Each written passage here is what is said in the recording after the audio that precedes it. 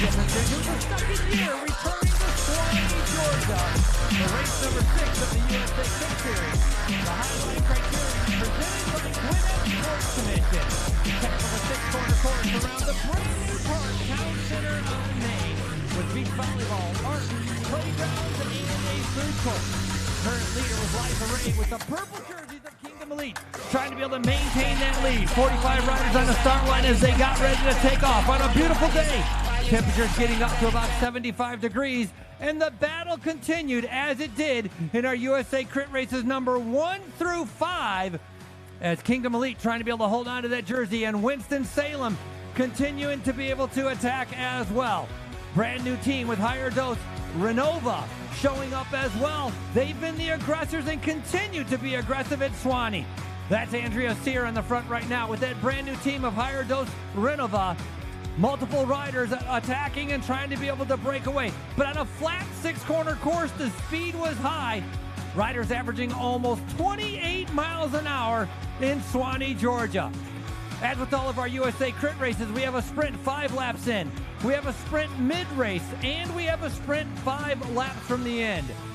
Right after that first mid-race sprint, then we saw more of the attacks coming. Sear continuing to ride on the front, being marked this time from Piedmont University with different riders, and then the purple jerseys with Kingdom Elite. Heidi Praderis very aggressive and very attacking during our Swanee race. As you can see, Shannon Koch now riding on the front, trying to control things for Liza Ray. Liza Ray coming out of Brooklyn, New York, learning her cycling out of Miami, and wearing that Jackaroo orange leaders jersey, as right now continuing to be able to take things in her own hands. It's always easier to win from a small group than to win from a larger group, and that's what Liza Ray was trying to be able to do in that orange Jackaroo leaders jersey. Now remember, she's on the same team as Kingdom Elite, as Kingdom Elite started to be able to set things up.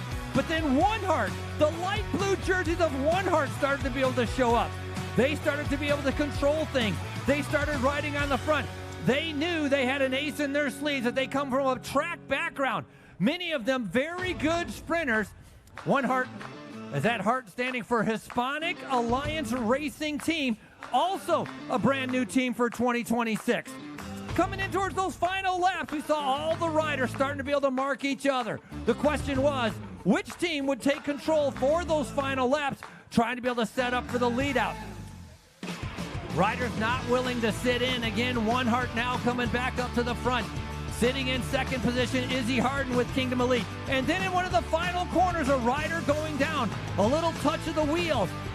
The physical nature of the race, rubbing shoulders, touching elbows, starting to be able to fight for position. Everybody wanted to be up near the front.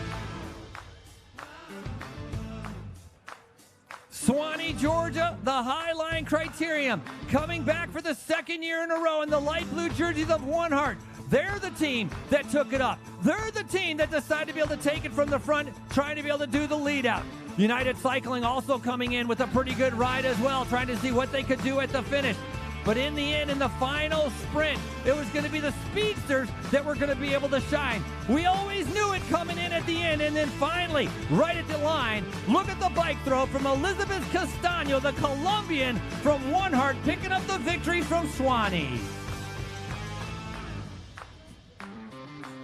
And now we are here in Winston-Salem, home of Tobacco Road for many years, but now a city full of innovation, education, and the Gears and Guitars, the Winston-Salem Cycling Classic. This year expanding to 2 days of racing as the USA Crits race number 7 sets the stage for the final showdown of the series, arguably one of the harder races we have.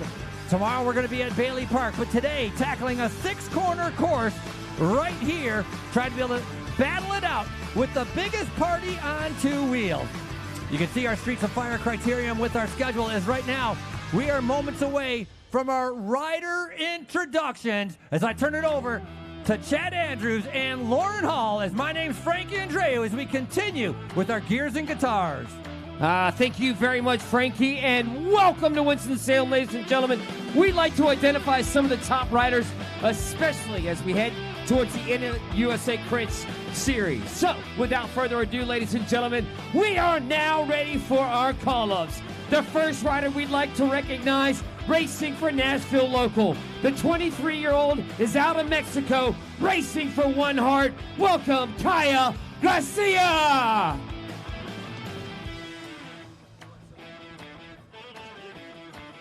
Next up, one of our riders from Virginia's Blue Ridge 2028, winner here in 2024. Welcome, Sophia Areola.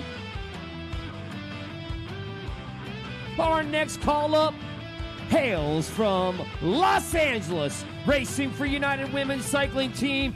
Please bring up Jake Stevens.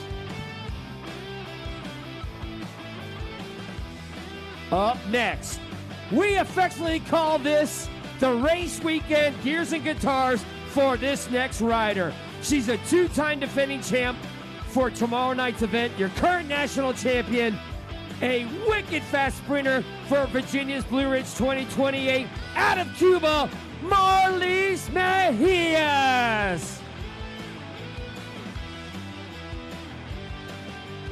Next up for Caldera Medical, we've got our previous U23 national champ, current U23 TT national champ. Please welcome Chloe Patrick. Up next, she's currently in 4th overall. She was 3rd in Spartanburg. She is one of the most aggressive riders in our field, and she races for Team Winston-Salem.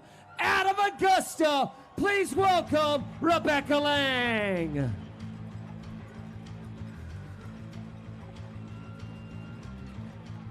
Currently 3rd overall, she won in Sewanee, racing for One Heart Nashville. Out of Columbia, please welcome Elizabeth Castano.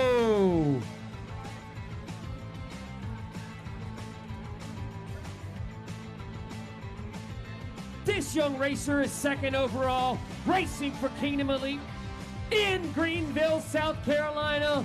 Welcome to Izzy Harden.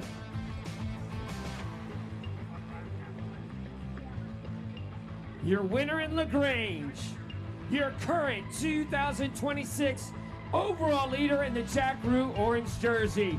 She hails from St. Petersburg, Russia. She is now out of South Florida and Brooklyn, New York. For Kingdom Elite, Lisa, give it to her, Ray. Rest of the riders to the line. Marlias, you chilly? Marlias, a little cold? A little chilly? Mucho frío, ¿no? Oh, you're going to warm up quickly. One of the hardest USA Crit races we have on tap tonight. You've ridden around the course. You've seen what we have in store for you. Hey, riders, neutral service is behind you on the right-hand side. Free laps are over with 8 laps to go. Again, no more free laps, 8 laps to go. Do not ride backwards on the course. You can cut the course. Riders out of contention, you will be pulled. Your podium will be after the men's race tonight as you're getting ready for 45 minutes of racing. This is your USA Crit Race number 7. As we're waiting for our final confirmation from our officials and our timers to be able to get you guys underway.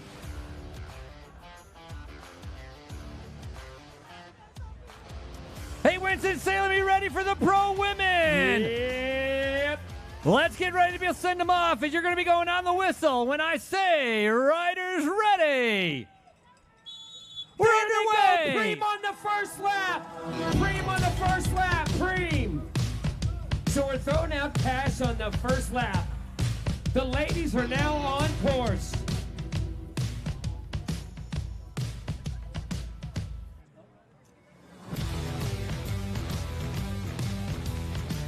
USA Crit Race going into its 17th year as 8 races.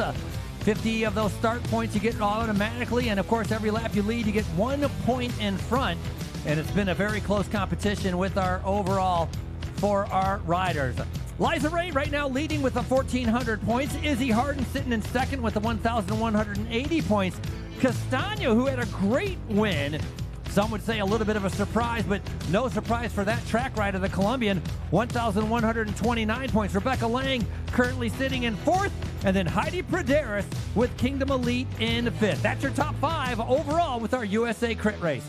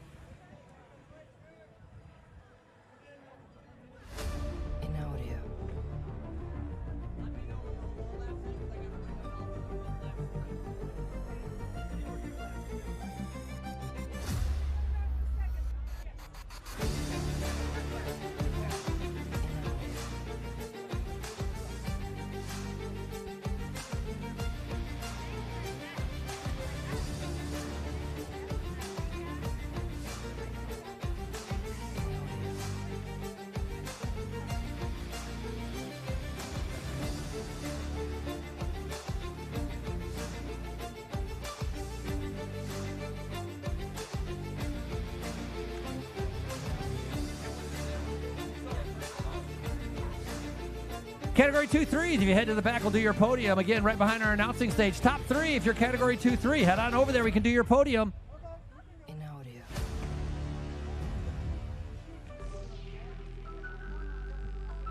Lauren, riders are right now trying to be able to string it out. It's a tough course with the climb. As right now, Winston-Salem on the front. Winston-Salem presented by Flow Automotive, and that's going to be Sierra Sims trying to be able to lead things out. How aggressive? I mean, it's a short race, only 45 minutes, but how aggressive do you want to be on a course like this? Because that's the deciding factor. This course is different than a flat course. Yeah, frankly, just sitting here watching the race right now, already until these first couple of laps, just seeing the nervousness at the front of this race. Arlias may have wanted to be up at the front with her teammate, Sophia Ariola, and Chloe Patrick had something to say about that. Chloe Patrick from Caldera, Marlise Mayes and her teammate on the Virginia Blue Ridge 2028 in the light blue kit. So we're going to see some good battles between the Caldera red kit, red helmets, blue jerseys for Virginia's Blue Ridge 2028, and we're seeing already some battle to the front, like I'm saying, to have control of this race. Everyone is nervous. It's a short, tight course, and we have a little bit of weather moving in. Quite an interesting race going to play out.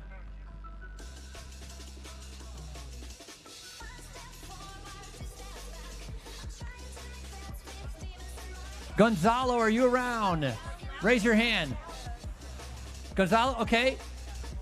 What about, I think, Riddle Jensen, are you around? He was right, he was second though, right? Okay. Let me know when he gets here. Holler at me when he gets here. We'll do your podium coming up in a second. And again, our team Winston-Salem at the front right there with Sierra Sims trying to control this race. Talking about who's going to be at the front, who's going to control, what is this pace going to look like for the rest of this race.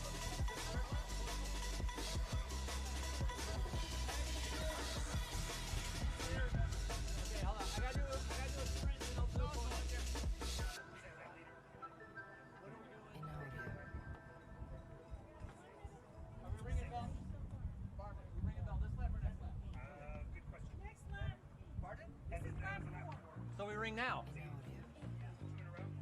All right, we're gonna ring now. Here, go ahead.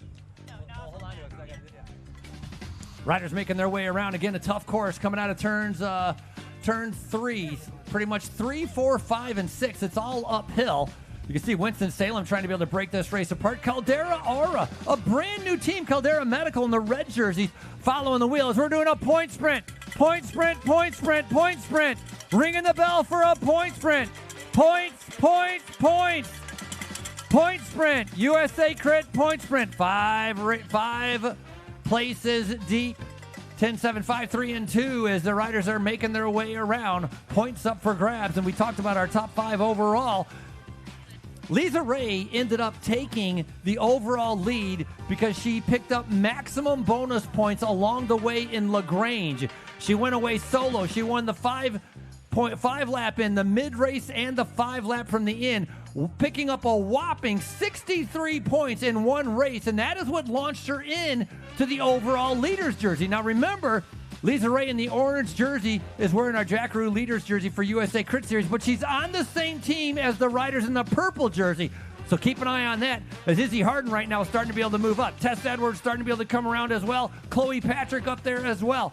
Caldera Medical all over the front of this race, trying to be able to pick up some points. Frankie, just like you're saying, Lisa has basically been sitting like fourth, fifth wheel this entire race, looking to grab those points, but it looks like it might be getting away from her right here.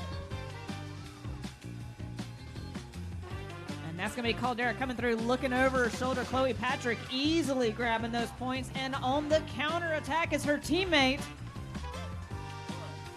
Laurel Rathburn. Laura Rathbun on the attack right there. Izzy Harden having to react to that as they made their way up. In the meantime, I'd like to be able to do our Category 2-3 podium. Ladies and gentlemen, we just finished up with 30 minutes of racing right here on day number 1 of our Gears and Guitars. In third place, I'd like to be able to bring him. He races for Mac Racing. Looking for Mai Fuquay.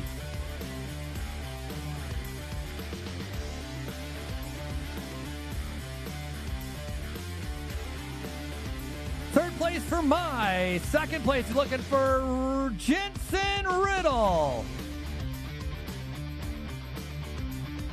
So with a bronze medal for Fuquay Mai, a silver medal for Jensen Riddle.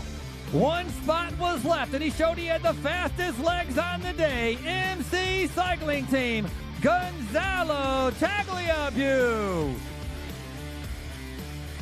Arms up in the air, 1, 2, and 3. Congratulations, our Category 2-3 here on day number 1. Say good job, Laurel. Good job, Laurel. There you go. That's our local fans out here tonight, stoking all these racers out here. Couldn't be here without you so much. Thank you so much for being out here.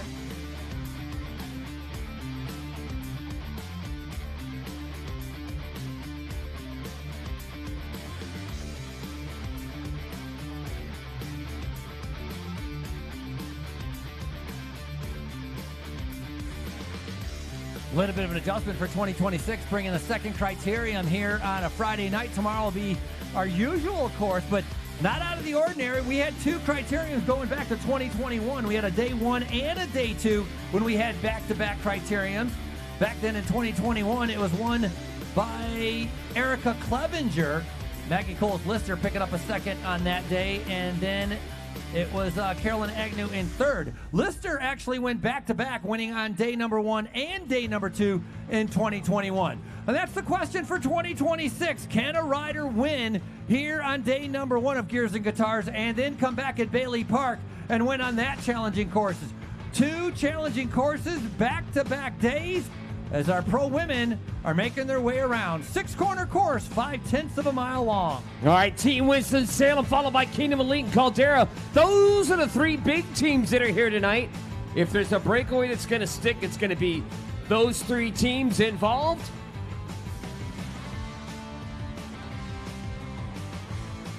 Just kind of get that feeling that Rebecca Lang is teeing it up. Chad, I was lucky enough to sit in on the Winston-Salem team meeting. Oh, do tell. So, a little bit of intel. And are you able to share that information? Sure was. I can tell their game plan now that they're out there racing. Basically, they wanted to be aggressive. Any move that went up the road, they wanted to be in it, but definitely saving Rebecca for the finish. It's not rocket science, but it's always good to confer with your teammates, have a team plan.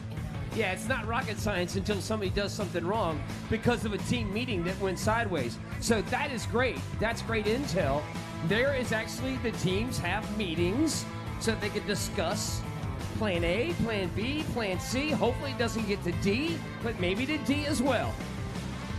But even looking at Virginia's Blue Race 2028, Marlise was back in the back of that peloton. I saw her shaking her head a couple of times. She has her teammate Riley McMullen up there welding things back. Let's see.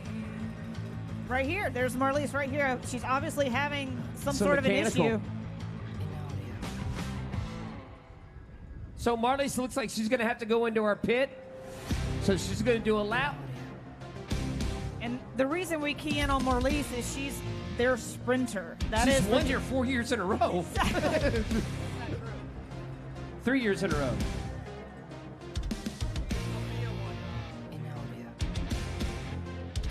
How about 2028 won the race for 4 years in a row?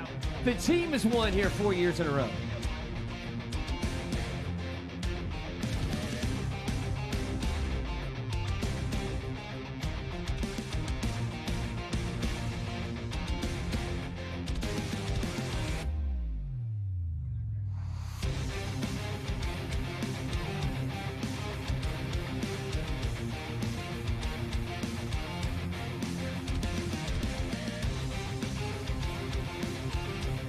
A bit kind of relaxed on that. Let's see if Mejias can get in the pit.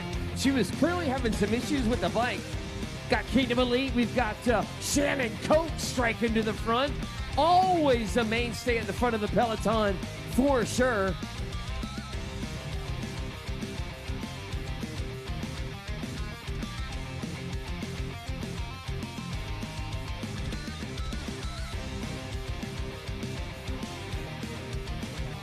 Very interesting to see Rebecca play a relaxed approach to this. That is not in her DNA. So that in itself, Lauren, telling us that that's kind of the script, that is great information because we're 12 minutes into a race. We would have said her name 3 times already. Well, if I'm Winston-Salem and I see that Marlies goes to the pits, I might put in an attack right here just to see what they will do to react with. There you go. Cha-ching, bada bing, bada boom. Right now it looks like Team Winston-Salem is trying to stretch this race up. Now they're being a protagonist instead of responding with Caldera Medical right on that wheel with the tall figure of Laurel Rathbun.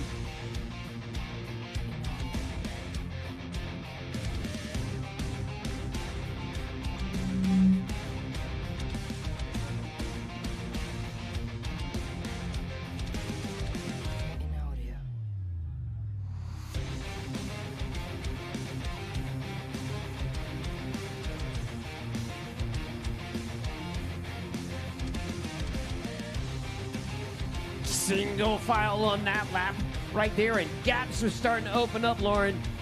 And Marlies is now having to chase back on. But you know what else I saw, Chad? I basically saw Chloe Patrick. This was the teammate of Laurel Rathbun. Basically sit up, let that gap open up, and make others come around. And what's happened is there was a little bit of a gap there, put everybody else under pressure, and that's Chloe being smart by letting off the gas and not pushing forward. Never want to chase your teammate down. Not if you're a good sprinter like Chloe is. Yeah, Chloe's got some giddy up for sure. All right, there goes the counter punch right now by Kingdom Elite. Another team that their purple team out of South Florida, you can expect them to go. And Shannon Coke on it again. God, I kind of wonder what Richie's plan is with this, having Caldera and Virginia's Blue Ridge here. Gonna make it very interesting. Wow, look at that. That is a beautiful looking building right there. Nice church here in beautiful downtown Winston-Salem.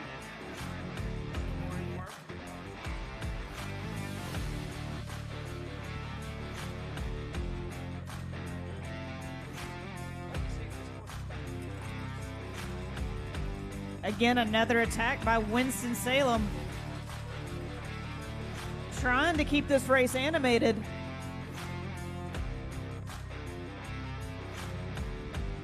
Well, one thing I can say, Lauren and Frankie, is that if I had to guess which teams had the best sprinters,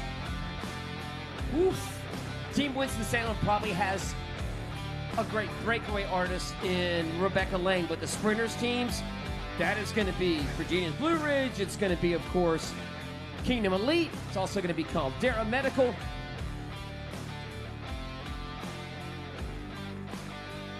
Winston-Salem knowing that, trying to get up the road, make something happen. You read right into my pipeline. Well done. And Shannon having to chase it down. United following, followed by, looks like One Heart. Nobody's really gained control of this race tonight. That's the beauty of this course.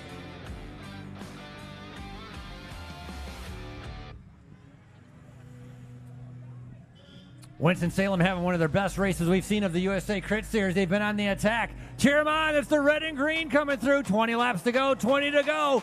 Always the aggressor going up the road. That's going to be Claire Avery, as now Caldera Medical trying to be able to go after them as well. We continue with our gears and guitars. And we're not trying to focus on Marlis Mejias.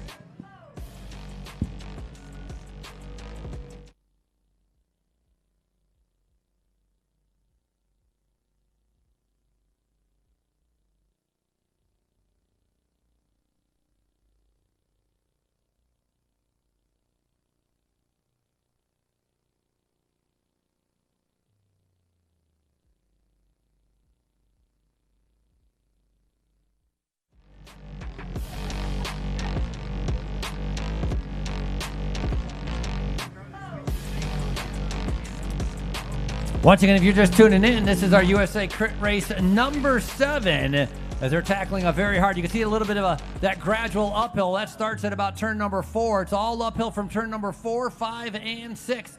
One of the more challenging courses we have of the USA Crit Series as these riders are making their way around.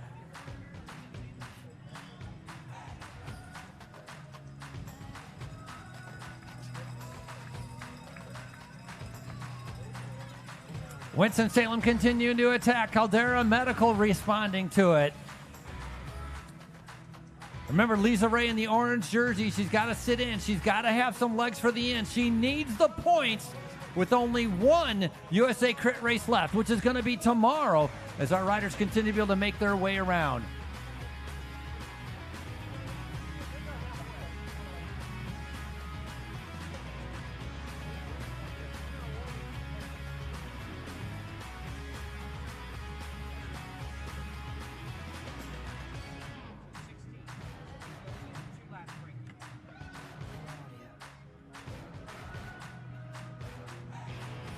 All right, as Frankie said, hey, look, how do you get points in the USA Crit Series? You lead a lap, you get a point.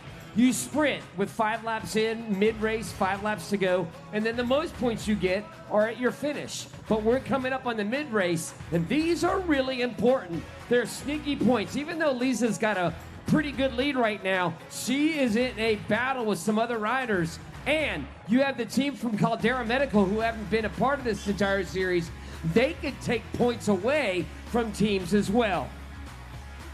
Riders 18 laps to go. Lap cars 18 laps to go. 18 to go. Winston-Salem riding on the front, 18 to go. Sneak attack on the inside, a nice move. Our rider in front's going to sit up, going to open up the gap and allow Lang to be able to go around that turn quick.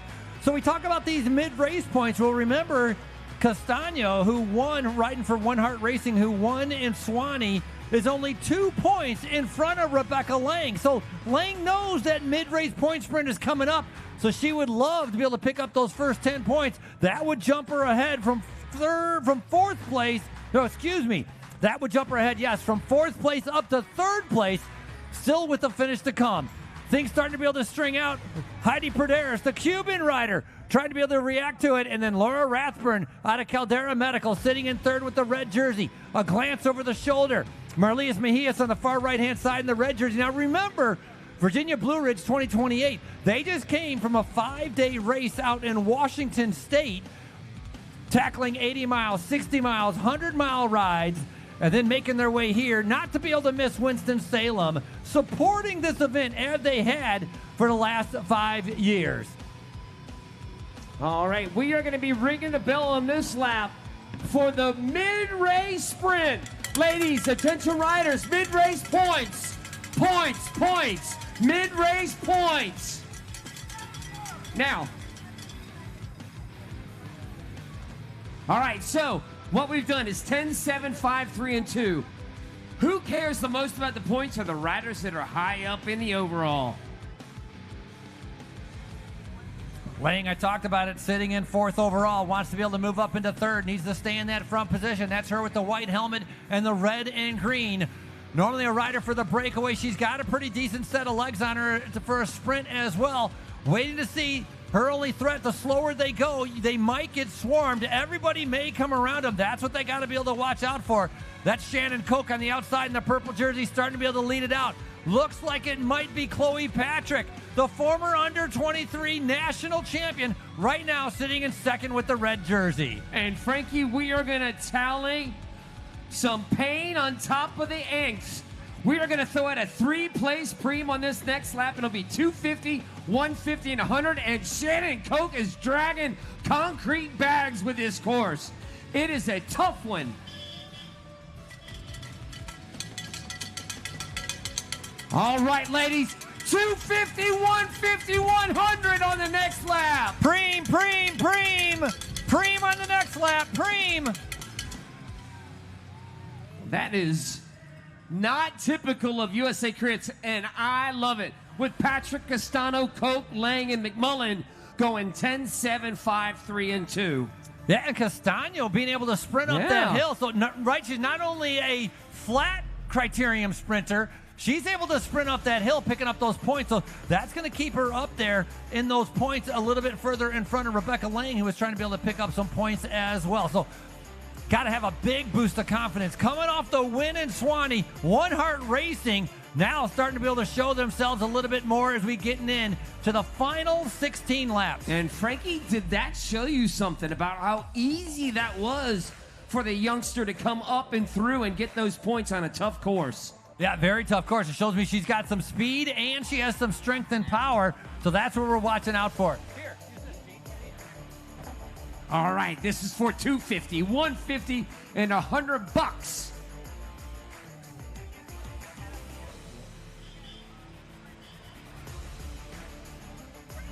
Well, we know what this move is for. It's not for the money, it's to get gone. Yep, she just backed off the throttle a little bit and realized the gap was big. And there's your overall right now on the Pro Women leaderboard after Swanee. You got Lisa, Izzy, Elizabeth, and Rebecca as your top 4. And then the D1, it's all about Kingdom Elite. And the colors, Kingdom Elite is in purple and black, except for their leader. She's in the orange Jack Rue jersey. You've got One Heart in the blue, and you've got Team Winston-Salem in the red and green.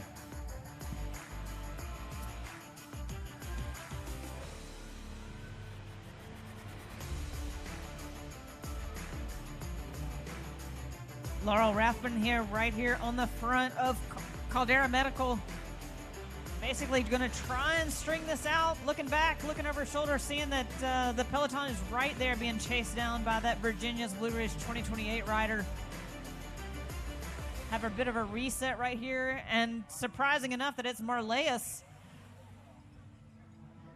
Kind of there like a wet blanket almost, measuring everybody. My guess is she's trying to keep this sucker all together.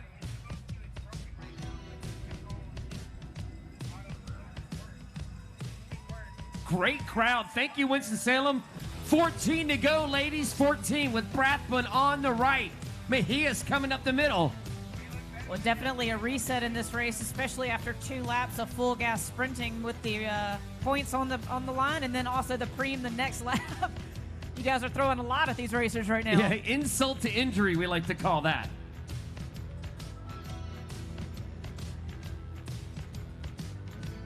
Some of the best workouts that you can do for crit racing is essentially 30 seconds on, 30 seconds off, over and over and over again, because that's essentially what they're doing. 30 seconds as hard as they can go, a couple of turns, and then when they all come back together, as you can see, it's 30 seconds off, and it's just going to be a matter of time when who's going to be the next person that says, you know what, I'm not done here. Here we go again, right there on the left side of your screen. I think that's it. That's their play, Frankie. You know, when I rode around this course and I saw how that gradual uphill, how tough it was, and the wind, I'm surprised it hasn't broken up more.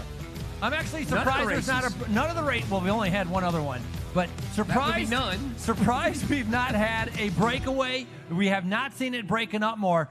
And so maybe they're just having so much momentum. There's a lot of recovery going around turn number 1 to turn number 2. It's a very fast downhill as our leaders right now making their way in with 13 to go. 13 to go, riders. 13 to go. Tess Edwards on the front.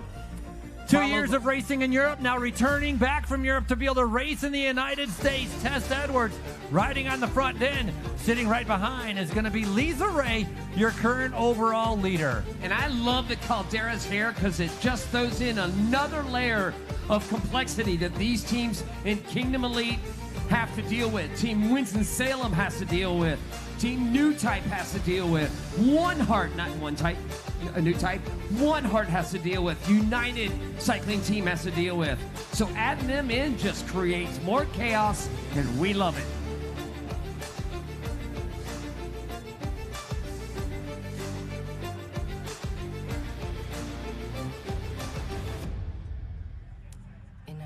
So I stand corrected. That's Sam Bosco. Sam riding on the front right there, holding it a little bit steady, trying to be able to set things up. If they can keep it together, they feel like they have a good sprinter with Chloe Patrick to try to be able to win the win. Or Laurel Rathman. Laurel has won a USA Crit race before, so not out of the wheelhouse for anybody in those red jerseys from Caldera Medical.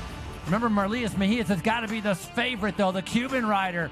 As the riders right now trying to be able to break it up. Alarm bells are going off because there goes your leader, Lisa Ray on the attack. Castano's trying to jump on that, it looked like, Frankie. And you asked about the course, and everybody's riding kind of pedestrian right now. A, it's a new course, and B, it's a hard course. Do you believe in situations like that until the course is figured out? Or if it's just really hard, everybody kind of backs off just a little bit? I don't think that's usually the case. I usually think these women would be attacking it. And I think that's what's happening right now. Yeah, well, they've been attacking, trying to be able to split it up. It's a matter, it's 45 minutes of racing. Normally, all of our USA Crit races are 60 to 70 minutes of racing.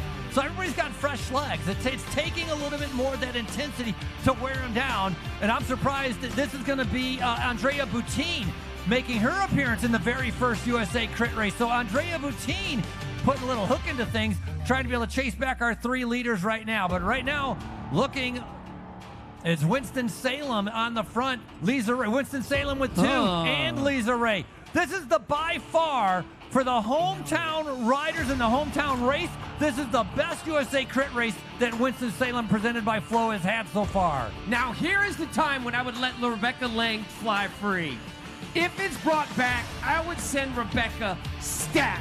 Running out of time, now it looks like Virginia's Blue Ridge is trying to drag it back. So it is the chance right now, I think, and Rebecca's too far back.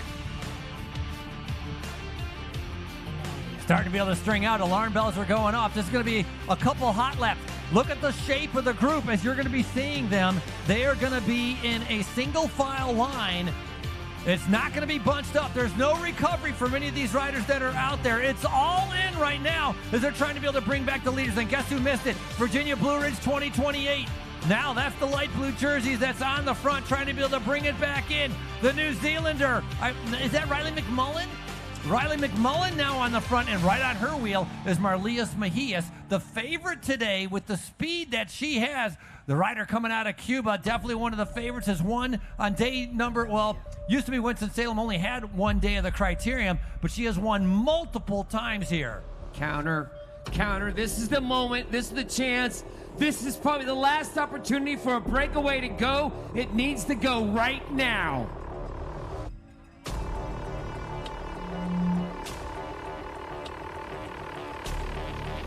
Riders 10 to go, 10 to go, 10 laps to go, 10 to go. Lisa Ray riding on the front right now with 10 laps to go. Looking pretty comfortable on the back. Not really worried about anything that's happening up there. That's going to be Sarah Vladimirova, Folson Racing, in a light blue jersey. Just sitting on the back, waiting for some laps to go by. Possibly going to try to be able to move up a little bit later on.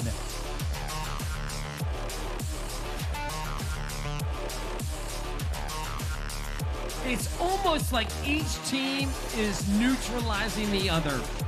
Somebody gets away, they bring it back, and then everybody sits up.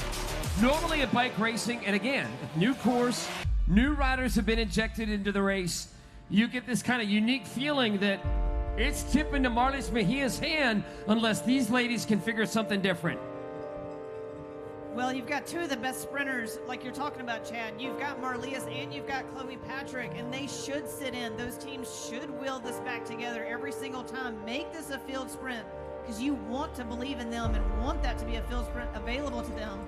It's Team Winston-Salem. It's these other teams that we want to see more attacks, and that's exactly what we're seeing right here. Shannon Koch, again, on the attack, the best place on the uphill, knowing how aggressive this race can be.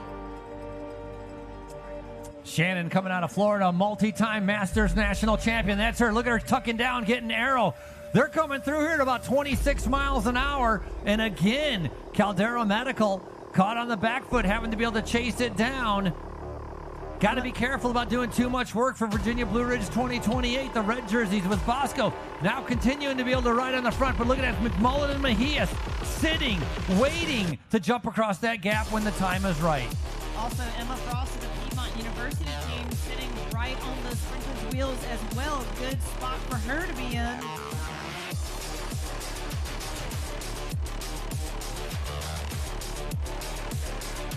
Last year, Shannon Koch won 2 races going solo. Omaha did a solo ride to be able to pick up victory there, and she won another race as well. She was able to pick up a victory by going away. That's how Koch was able to win. She's so strong.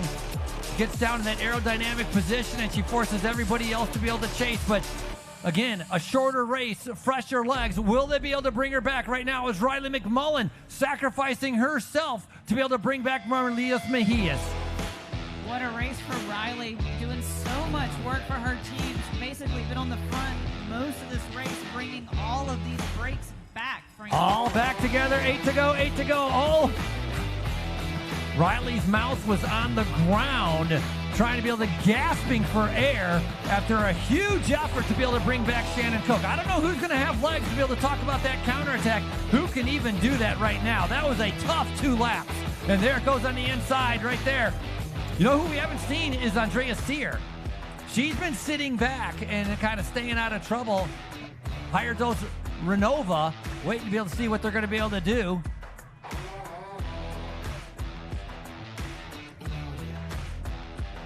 Yeah, so I stand correct. That's why we haven't seen her. They're not even here on the list as...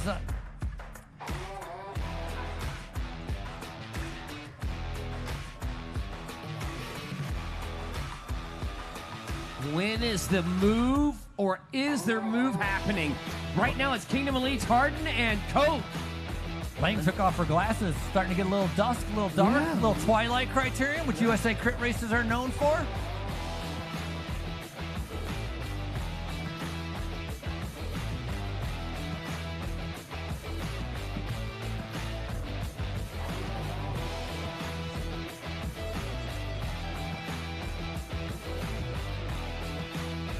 All right, we've got a flip in the front. Same teams, though. God, Riley's having to do it again. She's going to need a hot shower after this one, man. She is torching herself. That's what she signed up for on that team. She knows that. That's her job. That's exactly what she's meant to do. She knows that, and she's doing it perfectionally. Professionally? She's doing it professionally. Well done. Professionally. Oh. Well, you know what? She did sign on for that. That's her job. Perfection. Yeah. Deliver 2 riders to the line is her job.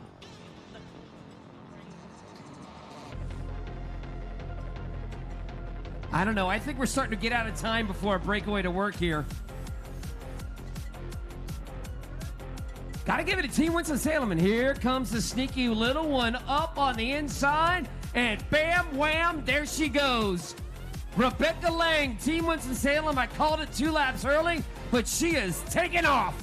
Laurel Rathbun right there on her wheel. Someone who used to be local here, racing here.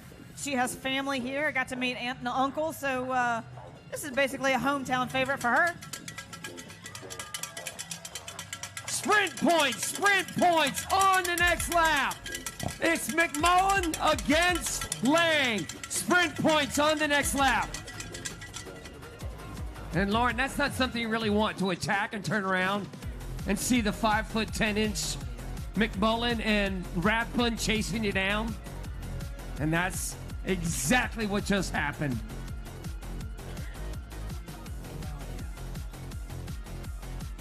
Again, it's kind of crazy that there's such a reset right before the sprint points.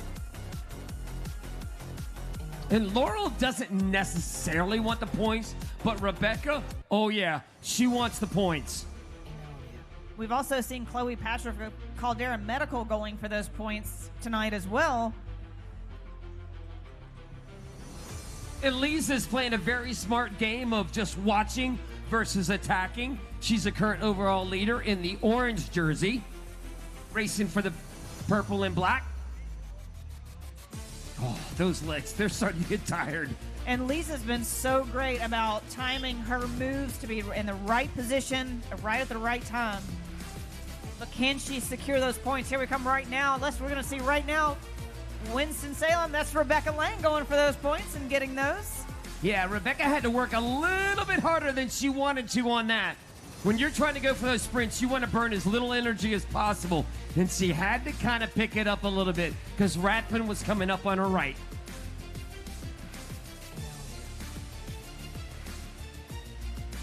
Now let's see if we can't get another counterattack. 5 laps to go. We are at the final bits and pieces of this race.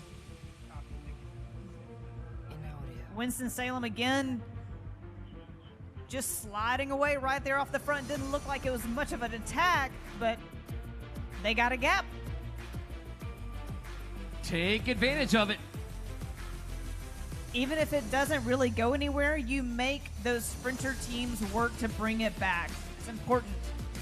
Yeah, now we've got an interesting dynamic with Marlies Mejias for Virginia's Blue Ridge 2028 on Caldera Medical's Laurel Rathbun. That won't go over so well. So it looks like we're going to have probably some Virginia's Blue Ridge riders kind of get next to Marlies Mejias.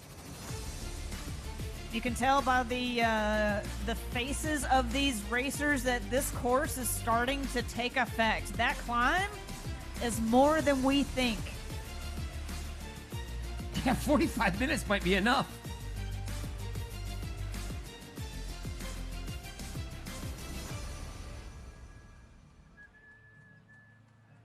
It's literally the calm before the storm here. How are they going to figure this one out? And it screams bunch gallop, field sprint, whatever you want to call it. This has really been one of the only times in this race that we've seen it lull just enough. We saw Chloe Patrick right there able to get a sip of her bottle. I don't think we've seen anybody else drink anything tonight. Definitely a lot of looking around. No one wants to take full control of this race quite yet. Everyone knowing it's going to come, but who is it going to be? How do you organize your team? What lap do you organize? And what lap do you take over this race and set the tone? And who is going to do that? That's why you're seeing all these heads look left and right.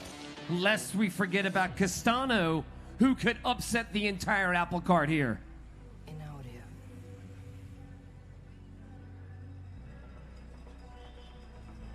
We have seen One Heart Racing putting in a couple of moves, but very strategically. 3 to go. 3 laps to go. 3 to go. Bang! There goes a counterattack by Team Winston-Salem. What a great spot to do that.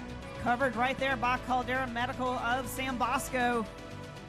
San Bosco is a para-Olympian, ladies and gentlemen, so definitely a formidable racer. World champion, too, I think.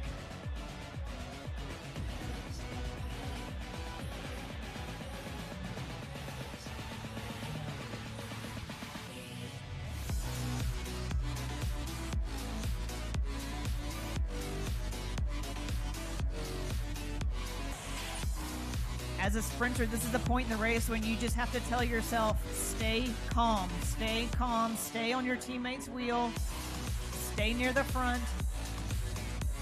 Marlies right there, sitting second wheel. We saw her with a little bit of mechanical troubles early in the race, but she has overcome that, set herself up really well, hasn't done much work besides that, has always been in good position, and Riley McMullen has done the lion's share of work for her.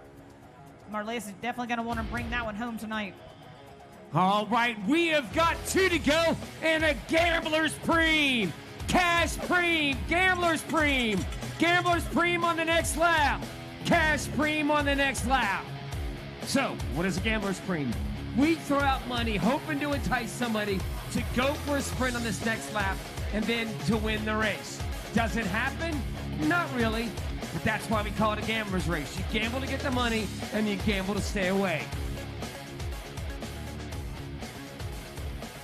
Sam Bosco with the red jersey of Caldera Medical on the front, trying to be able to get a little bit of a gap. Again, Gambler Preem, cash up for grabs. Do you go for the money, or do you save to be able to put your name in the history books? Winning on day number 1 of the Winston-Salem Gears and Guitars. Once again, I'm Frankie Andreu, joined with Chad Andrews and Lauren Hall as Marlias Mejias in the red helmet start to be able to make your way up. Oh, Castagna knows exactly who to be able to follow. They're on the uphill. They still going to have 1 lap to go, and Mejias is going from a lap out, stringing it out, and look at the damage that is being done behind. That is a move that I would have not predicted, but that's why she is where she is. Ladies and gentlemen, we've got 1 to go. Mejias on the attack. 1 to go, 1 to go, 1 to go. 1 to go is Marlias Mejias. That's Yareli Salazar in second position with Caldera Medical in the red jersey. Yareli Salazar out of the saddle trying to be able to get up there. Castagno now getting the free ride. This bodes well for One Heart Racing. The rider in third position. Now Lisa Ray has made it up there in the orange jersey. Laurel Rathburn, she's heaving, she's breathing hard, trying to be able to do something as well. A few more corners as Mejias risking it all, going from 1 lap out. Winning in every single way. The jack of all trades. Who's gonna drag her back right now? Caldera Medical. One Heart trying to do it. It is gonna be too little, too late. Pinched on the side is Laurel Rathburn trying to be able to make the way up. Castagno now has to react to get onto Rathburn. It's going to be Mejias coming out of that final turn. She comes out of Cuba. She rides for Virginia Blue Ridge 2028. She's won multiple times here. This is Marlias Mejias.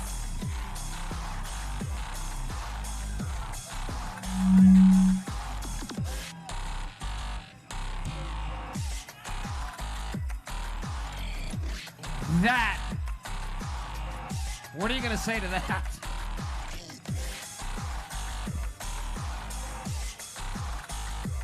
What a great race. All the tactical aspect of this race course taking its toll. And finally at the end, as you can see right there, your top 10, Mejias picking up the victory. Laura Rathburn in second, Castagno in third. That's going to move Castagno to be able to pick up a little bit more points. Laura Zorner with Team Winston-Salem with a great race in fourth. Yareli Salazar in fifth. Lisa Ray, your overall leader, will pick up sixth place. Castagno might start to get a little bit closer to her. And then you have Hardin, Frost, Lang, and Claire Abry. That wraps up your top 10 for our pro women on day number 1 here at our Gears and Guitars race.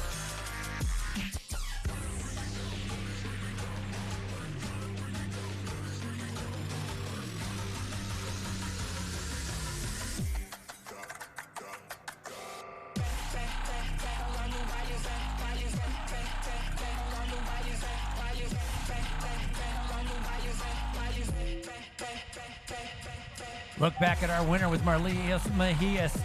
Not waiting for the sprint, going from a long ways out. She picked up the Gambler Preem and decided to be able to keep going, and that prevented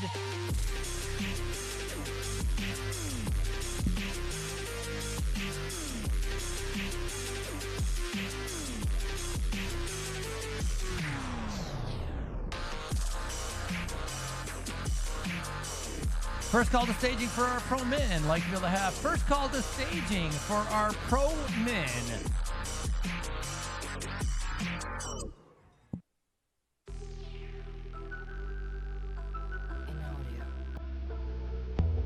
Every year Jackaroo innovates. Jackaroo has been so incredible for Project Echelon over these last years. As a team focused on aerodynamics and the speed of racing increases every year, not only do they take our feedback, they use and provide us real opportunities to test their products. That includes validating their top-of-the-line XPO fabric in the wind tunnel and real-time data using professional riders. XPO race suits is really at the cutting edge of anything in the market right now. Just class-leading aerodynamics, fit, comfort. I've just been really impressed with it so far.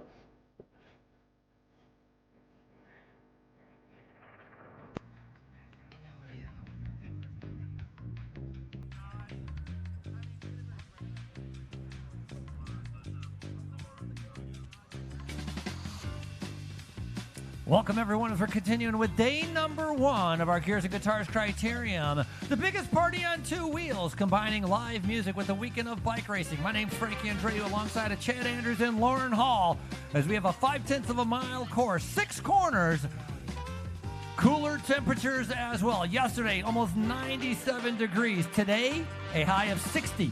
A massive difference for many of our riders that are out here getting to be able to tackle race number 7 of our USA Crit Series.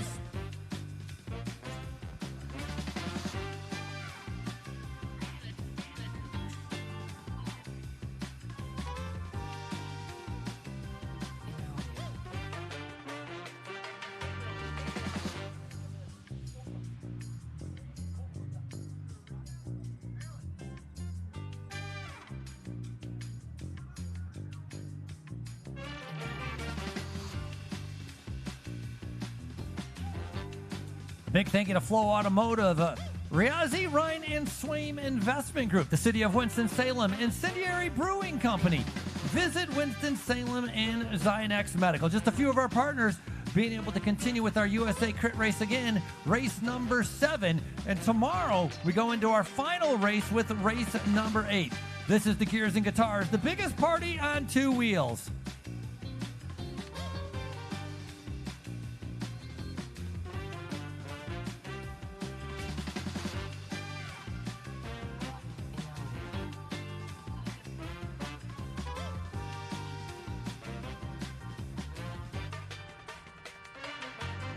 Race number 6, looking back at race number 6 of our USA Crit Series, would be the 3rd day in a row of racing after the riders raced in Greenville. Then they went to Spartanburg, and then they came to the Highline Criterium, presented by Gwinnett Sports Commission. This was located in Suwanee, Georgia, as over 70 riders took the line on an 80-degree day as they got ready to be able to tackle and pick up points. 50 points for every rider that takes the start, but the big points come at the finish with 200 available at the finish. Your overall leader, wearing the orange Jackaroo leader's jersey, was Leonel Rodriguez, the rider out of Uruguay, sitting right there, making sure he picked up some points after the first sprint. Marcos Mendez is sitting in second, so there has not been much of a change with our USA Crit Series over the last couple days. Leonel Rodriguez in first, Mendez in second, Preston I in third, and Brian Gomez in third. And that's Gomez going to the front to be able to make sure he can hold on to that 3rd position in the overall standings. Foundation Racing, race after race, has been very aggressive, attacking all the time. On the left-hand side, not taking any chances, is your U.S. National Criterium champion, Lucas Burgoyne, starting to be able to make his way up and moving up towards the front. Again, different riders trying to be able to attack on a 6-corner course, as this is going to be Clever Martinez, the rider out of Venezuela, trying to be able to separate himself with a group of 3. But every time Foundation went, you saw Cadence in the light blue jerseys trying to be able to go after them, and other riders reacting to it as well. Luke Fetzer, your under-23 Criterium National Champion in the blue jersey, started to be able to go after it. Marked by the red jersey, the Foundation once again. And that was a theme that continued. And then flying solo, Leonel Rodriguez out there with practically no teammates, having to one-handle everything by himself. And that's exactly what he was doing, trying to be able to follow all these moves. The breeze started to be able to pick up. The wind continued, and then we had a flyer going around the outside. Above and beyond cancer, as Caden Budd decided to try to be able to go solo. This was the first move that was actually going to have a chance to be able to make it. He did 2 laps by himself, and then a little bit later on, he was joined by Luke Fetzer. Fetzer knew he had the ace in the hole, the big sprinter sitting in the back, so they weren't going to be able to work together, and that is what reeled them all back in. And once it came back together, then it was time for Danny Summerhill to try to rip the race apart. Cadence on the attack, Foundation chasing them down, and different riders mixed in between as they went through our first sprint 5 laps in, the mid-race point sprint, and our point sprint 5 laps from the end. But in the end, the Foundation riders in the red, they decided to try to be able to take control of things about 7 laps out. That was right after Danny Summerhill went on the attack again. A little glance over the shoulder as Clever Martinez having one of his better races in Suwanee. Gomez on the attack again, trying to be able to break things apart. These 2 riders would not work together as Brian Gomez knew that he had a couple aces in the hole with Marcos Mendez, a very good sprinter who's already picked up 2 wins, as Marcos Mendez won race number 1 of the USA Crit Series, and Mendez won race number 2 of the USA Crit Series. They continued to be able to make their way around this brand new park as they wanted to be able to try to be able to show what they could do the second year in a row coming here. Then Foundation on the lead out, tried to be able to get in there, and that's when Lucas Burgoyne inserted himself right behind the freight train and showed he had the fastest legs at the end of the day as Burgoyne won in Swanee and became your champion of race number 6. Preston I finishing up in second after improving on his place in third in 2025. And now that brings us right here to Winston-Salem for race number 7 of our USA Crit Series. With that, I'm going to turn it over for our rider introductions. All right, Frankie, thank you. And ladies and gentlemen, we are ready now for our call-ups.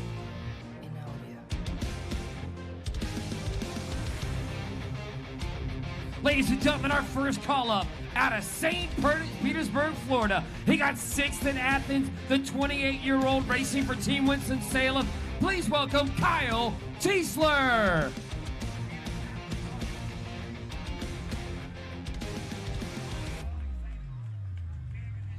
Our next rider comes out of Johnson City, Tennessee. He rides for the racing division presented by Pace Coaching. Coming off a win just last week at Derby City, please welcome Edward Fritzinger.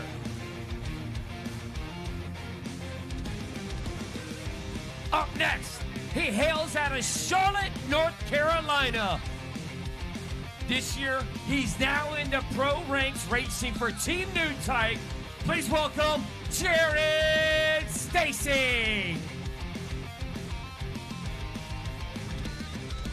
Our next call-up, ladies and gentlemen, he's out of Aiken, South Carolina, currently residing in Nice, France, racing in Europe, just winning the Sprinter's Jersey at Dunkirk, racing for CIC Pro Cycling. Please welcome Jonas Walton.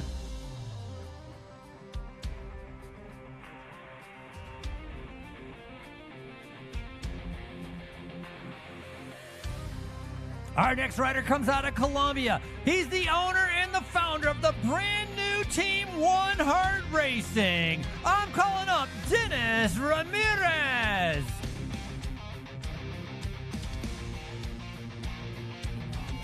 Your winner at last race, in Sewanee.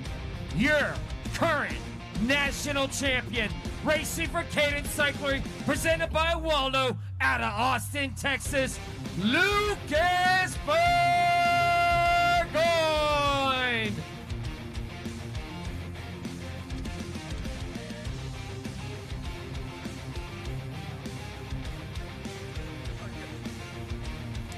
Our next rider, Cliff Family Drifters. He's currently sitting third in the overall standings. He's your brand new collegiate criterium champion. 1,327 points, tied with 4th place, Preston I. Currently residing in 2nd overall with 1,328 points. Racing for Foundation Cycling out of New York, from Argentina, Marcos Mendez.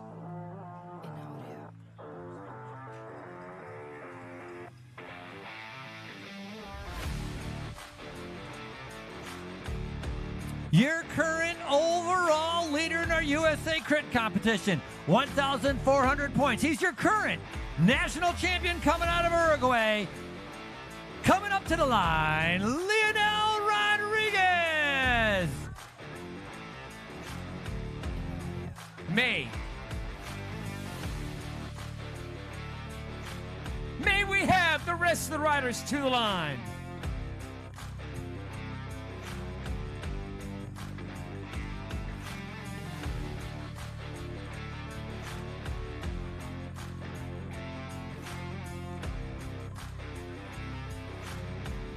Riders, welcome. Hope everybody's doing well as we're getting ready for race number 7 of our USA Crit Series. Free laps are over with 8 laps to go. No more free laps, 8 laps to go. Behind you on the right-hand side, That is where your neutral service pit is. You are not allowed to ride backwards on the course. You may cut the course.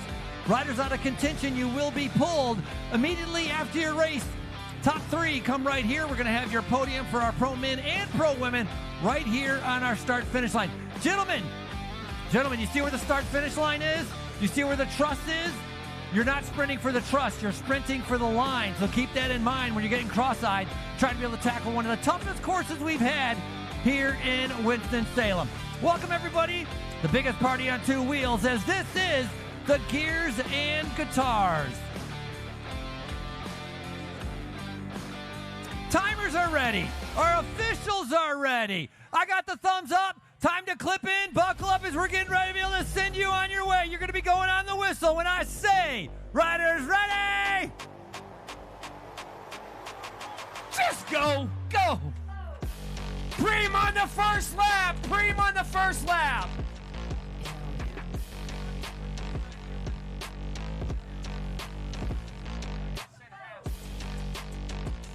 Riders underway. A little bit of delay because they had some riders that you're not allowed to have both feet clipped in for the start, but kind of took away a little of the drama there, you know, trying to be able to get things underway. Winston-Salem on the attack. We saw it in the pro women's race. Now we're seeing it again in the pro men. Kyle Tiesler taking advantage of that front row start. Lauren, how big of an advantage is it being able to start on the front row in a race like this? It's actually really nice to be able to start off the front because essentially you can follow someone like this so much easier, and it's way less stress on yourself and your mind to know that all you have to do is just basically clip in and go and put in quite less an effort. Otherwise, if you start at the back of this group, it'll take you at least 5 laps. You know you're definitely out of the points sprint. You're out of the cream sprint right here. Coming through. Yeah, we had a first lap pre, money up for grabs. That is going to be going to Edward Fritzinger.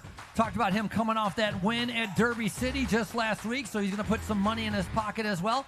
A little bit shorter race than we normally have. Normally our races are 60 minutes to 70 minutes. This race here today is only 45 minutes long, so that's going to change a little bit of way these guys are going to race because there's going to be a lot of fresh legs when we get towards those final 5 laps.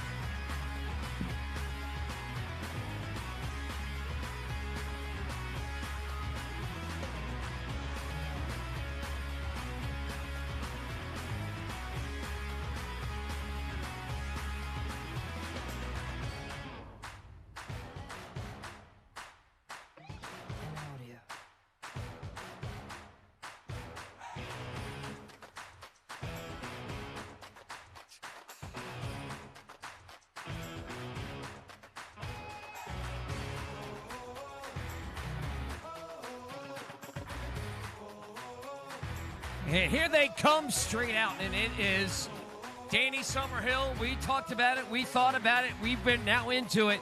Danny Summerhill will relentlessly be on the attack. He's trying to set up his teammate, Lucas Burgoyne. So Danny will work his tail off to make it stick.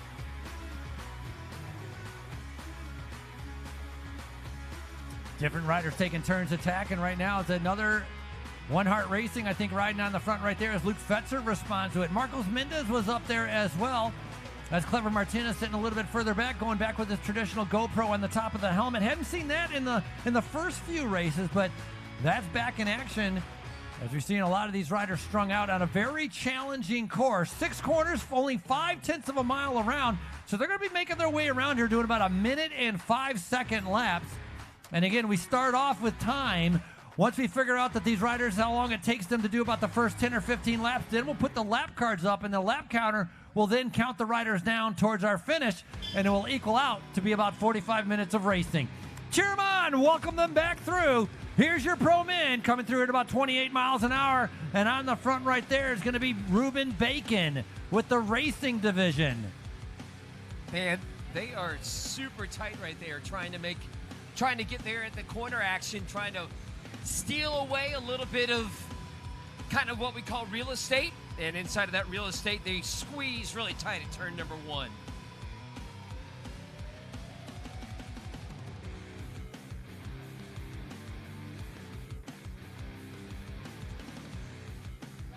Again, we want to thank our good friends at Riazi, Ryan, and Swain.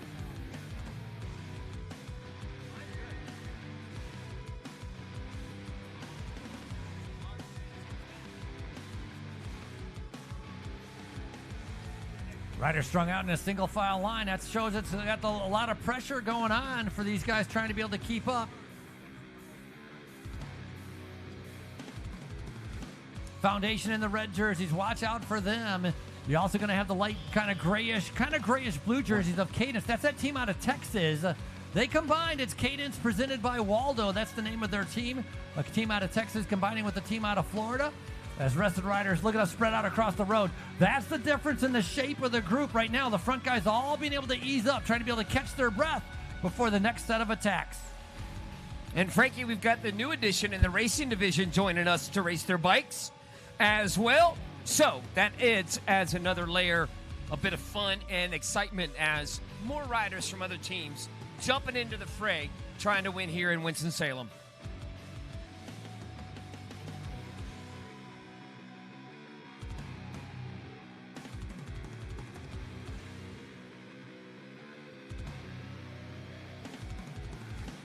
All right, so Bacon right now is with Lucas Burgoyne tucked in there. You're going to get a good, solid mix. I thought it was Clever that was rocking the helmet cam, but I don't think that is Clever today. I think they've switched who's riding with the GoPro on their helmet.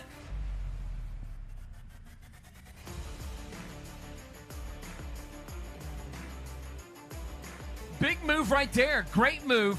That's rider number 22. We talked about him just a moment ago. They are bringing firepower to this race.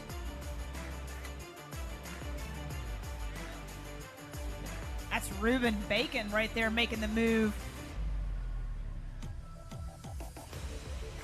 Keeping everybody honest here in this race.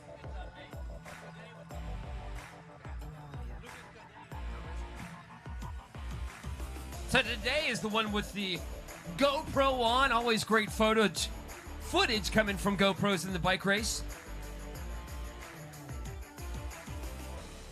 Talk about giving you a perspective of what it's like to race. It's one thing to see it on TV, one thing to actually be on the sideline, but then to also see and get a sense of what it feels like to be a bike racer, left and right, in the dark. It's intense. I'm trying to remember back. Frankie and I were talking about that. Oh, no, I know. It was at Redlands. The course there was a short circuit, and the riders were talking about how hard it was. And me and the other commentators were like, this race looks really easy. So it was funny. They were like, no, Chad, on the backside of the course, it was so fast and so hard. But we came to the finish line, we were completely blown.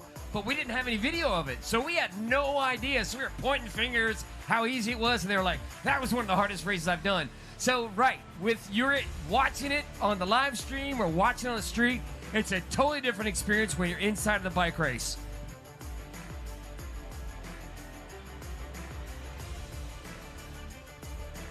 I thought you were going to say back when you guys were racing about GoPros, and I was like, they didn't have those back then, guys. We didn't have telephones back then. Are you kidding me? Fax machine, maybe. Sorry, Frankie. Sorry, Chad.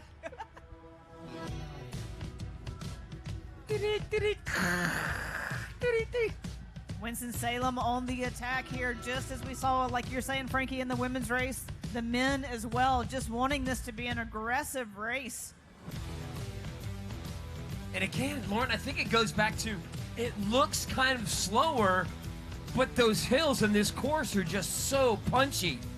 Well, and talking to Marlise after the race, and some of the corners, she basically was trying to convince herself, don't touch your brakes, don't touch your brakes. When she when she went full gas, there are a couple of these turns that definitely make you pause, and if you're 5 wide. That's a great point. I hadn't thought about it. Maybe that's why she went early. All right, so speaking of going, Leonel Rodriguez of MC Cycling Team has been going all USACRITS. Virtually no teammates, and if he does, he has one. He's been doing this solo. I personally think he's doing a New York dice trick because I have no idea how this guy is winning the overall. He's doing it, followed by the talented Marcos Mendez, super fast. Preston I, the young and up-and-comer out of Sewanee, is in a tie with Brian Gomez. Top 5, Kate Bickmore of Team Cadence, and then your current national champion in 6th place, Lucas Burgoyne.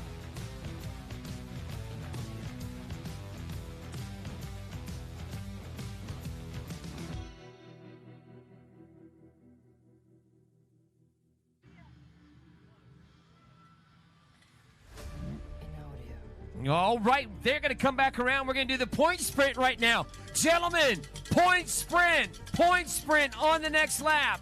Point sprint on the next. Puntos, point sprint. Now, Lauren, let me throw out some names for you. Gomez, Mendez, those guys are going to be going for it. They realize, the riders in the breakaway realize this isn't going to stick. This lap is going to be for the riders that are high up in the overall. All right, I'll watch. You buying that? I'm selling. I'm if you're in buying for it. I am buying. All right, let's see if I'm right. Well, right now your overall leader's in 4th wheel. He's in a chase for those points. Brian Gomez, currently 6th overall, is in 3rd wheel, followed by 1st, 2nd place overall, is in 4th wheel. Gomez swings around. We are going to have a big gallop for the points when they come back down. Oh, this is going to be a humdinger right here. That's your overall leader right there. Jeez. Leonel Rodriguez picking up 10 points. Mendez in 2nd and Gomez in 3rd. Now, Brian Gomez coming out of Colombia. Remember, Gomez had picked up a 2nd place, or 2 3rd places and a 2nd place over the last 3 races. And so Brian Gomez is only be getting stronger and better as these races go on. And Leonel Rodriguez just increasing his lead with those 10 points. Marcos Mendez picking up wins number 1 and 2 of our USA Crit Series. Mendez currently sitting 2nd in our overall standings. And remember, he only has 1 point in front of Preston I. So Mendez just increased that to about a 10-point lead instead of only a 1-point lead. Preston I tied with Brian Gomez. So Gomez now has jumped in front of Preston I as well. Preston I riding with the Cliff Family Foundation right now in kind of that purplish multi-striped jersey. He's about 4th coming through that final turn. Lap cards are up, but we just put them up showing 29 to go. When they come by, it'll be 28 to go. We're going to let the riders know that. Riders' lap cards are up. 28 laps to go. 28 laps to go. Lap cards, 28, 28, 28. Rider coming out of Venezuela, Clever Martinez, sitting in 2nd position right there in the red and white with foundation. And the rest of the riders following right behind him.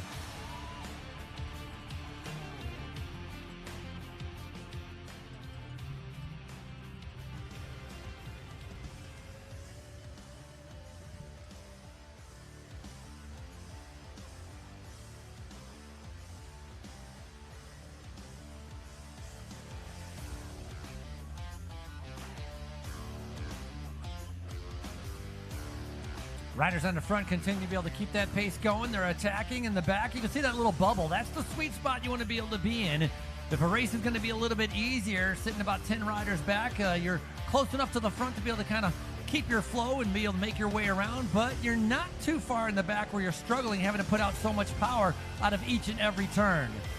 Talking about when you're trying to move up, you essentially run out of real estate. There's nowhere to go, and you get pushed to the curb, and you have to hit the brakes. Waste all that energy.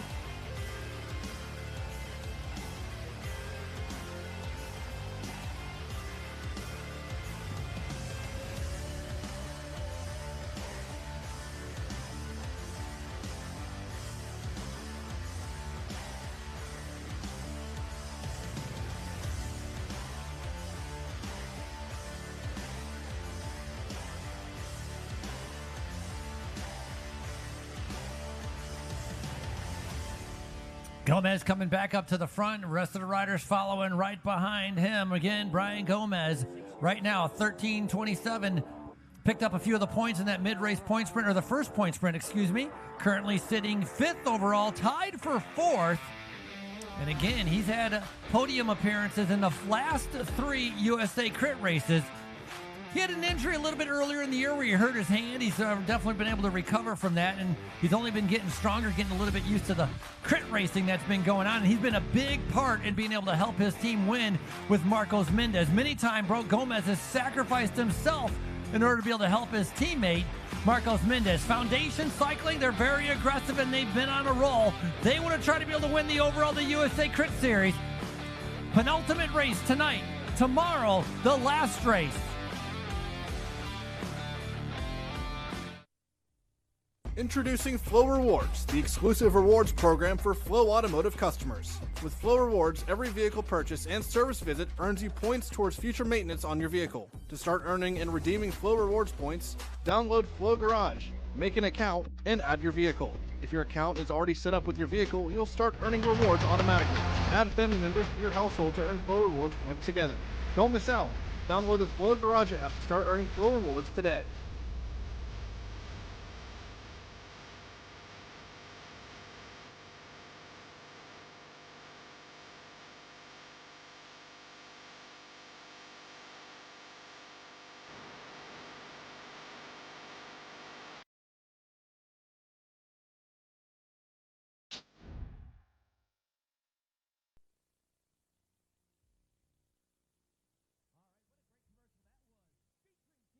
Introducing Flow Rewards, the exclusive rewards program for Flow Automotive customers. With Flow Rewards, every vehicle purchase and service visit... We've got Jonas Walton, Lucas Burgoyne. And here's a funny story I'm going to tell you about. Jonas actually rode from my house, or our house, this morning 100 miles in flooded waters to ride here. Yeah, he rode 101 miles this morning, so... And now, why not do another 45 minutes while we're at it? But, you know, Frankie and Lauren, if you're in this type of sport and you're racing at the international level, you darn sure as heck better be doing serious miles. Cliff Family Foundation on the front trying to be able to chase him down. That's the rider in fourth position. If you find yourself in the front with that Stars and Stripes jersey, do you ride with them? Do you keep it going on a course like this? Or do you kind of like... If I'm who? Well, the three guys that are in the front. You got Jonas Walton up there. I think that's Clever Martinez, who's relatively fast. Lucas obviously is pushing it. He wants this race to come apart, but the main field actually is just sitting back, letting them dangle out there right now because the gap is only about 2 seconds. Yeah, and I think Jonas is going to hit it again. He wants no part of having to bunch with him, so we're going to see how that unfolds. And you know what? If I'm Clever and Lucas, I'm like, dude, I got the perfect weapon here to help me to get across the finish. Leonel Rodriguez, your overall leader, does not need to worry about what's in front of there. The guy in the orange jersey coming out of Uruguay. These three riders are really no threat to him. Leonel Rodriguez needs to worry about guys that are closer to him in that point competition. And when you're by yourself, you can't go after everything. But right now, Lucas Burgoyne, your U.S. Crit national champion, starting to be able to ride, trying to be able to keep this race apart. Jonas Walton's on the front, and it looks like I think it's Clever Martinez in second. Little glance over the shoulder. At some point, I believe Clever Martinez is going to stop working because, again, he has Marcos Mendez and Brian Gomez sitting in the back group. So what will the jerseys in the red and white do? Yeah, you can see that gap close right now, but essentially Jonas was the wild card in that group. Again, talking about being a European rider, coming over to the U.S., not really part of the crit scene, but definitely animating this race. He was the wild card, doing most of the work, and you can see right now it is now all back together. Cadence about to counterattack as they're starting to be able to fly up. Number 11. I'm not sure who that was. If I were to take a guess, I'd say that's Fetzer, but no. This time it's Caesar Cerna. So Caesar Cerna on the attack. And bad news for Cadence is they have lost Cade Bickmore in a training accident about a week ago. Yep. Bickmore broke his collarbone, and so he's not able to be able to come here to be able to participate in our final 2 USA Crit races. So for Bickmore, we're thinking about you. Hope you heal up well, and we'll see you at the next races down the line. So that Caesar Cerna swings off wide. Now we got Luke Fetzer, your under-23 current Criterium national champion as well. Only one Stars and Stripes jersey is allowed in a bike race at a time, and it goes by ranking. And, of course, the pro, they get precedent, and that's why Lucas Burgoyne is wearing that Stars and Stripes jersey. He's on the same team as Luke Fetzer, the California King, now on the attack. And Lucas, excuse me, not Lucas, but Jonas was looking back to get help. He is not going to get any help from anybody from the team in red, they have an objective is to win the overall, so their target is for the overall championship.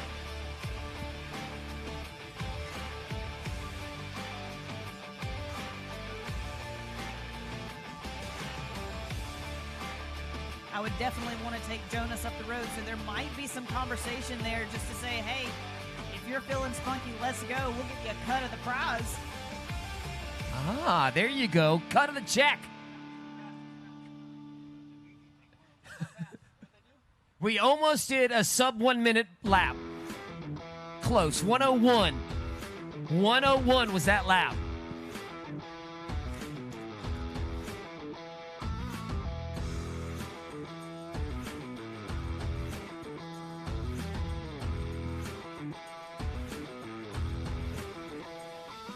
Cycler, he's setting up a nice break here, having two riders up the road.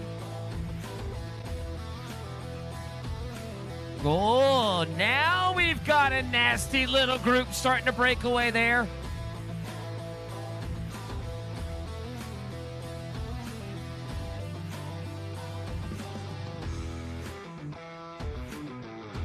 All right, Lauren, I do have a question. What was it like going over there and racing in Europe for an extended period of time? You know, during the cow pastures and the tight roads and the wind and the windmills and all that stuff. Then coming back here to the Southeast and doing a criterium. Totally different discipline, both world-class events. But what is it like to go from 100-mile races in the wind and the rain to a very fast where you're bumping shoulders and elbows? Just what you said, Chad. They're completely different races, but essentially you have to tap that central nervous system into getting used to moving these quick, tight turns and being in this tight bunch as much as you are within crit racing and constantly attacking. Like I was talking about the last race, those 30-30 efforts, 30 seconds on, 30 seconds off versus 140 kilometers of basically full gas. You do get to let off the gas just a little bit here. It is quite a different experience. So a lot of times the Europeans would come over here and they would really struggle with crit racing where we would thrive versus us going over to Europe and really struggling with the tight, bigger pelotons like you're talking about. So just two different disciplines, and if you can master both, oh boy, you're a heck of an athlete. Somebody did it named Lauren Hall, getting herself a couple wins locally. And by the way, I think she was a legend at some race. She was dignified a legend at some race on the West Coast. So it's just like we're sitting here with Frankie and Lauren, and then you've got, like, you know, the stepbrother, Chad. We're glad to have you, Chad. We love you, man. Thank you. Aw, see? I got some fans. We got two. I got two. They paid. They're in the payroll. Speaking of payroll right now, it has been it has been the team in red, black, and foundation, and, of course, the team. And there is Brian Gomez, the guy that does 10,000 watts over a mile. This guy is so strong. And speaking of strong, it's the California King trying to drag it back, and Fetzer.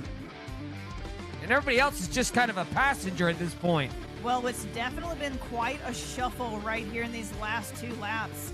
We had a great break happening up the road, but just did not work. It was definitely not the right mix. So we have a complete reshuffle right now.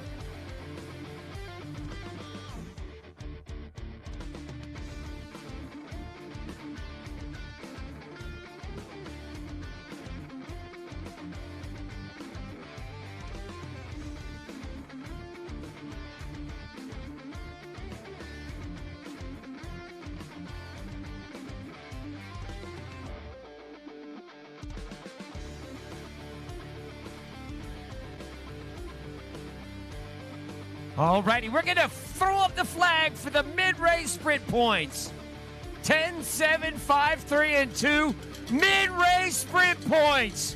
Brian self-pedaling. He realized that they're coming. Mid-race sprint. Mid-race sprint points. Mid-race sprint points. Mid-race sprint points. Well, that'll throw out some alarm bells right there. I think Preston I was caught out.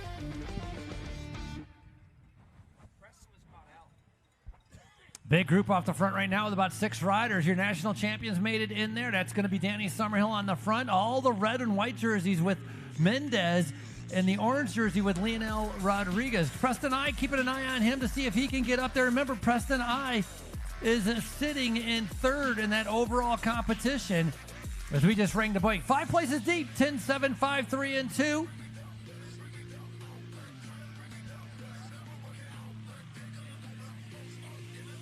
Boy, Frankie, this thing has gotten super aggressive. The 10, 7, 5, 3, and 2 is throwing out bells right now.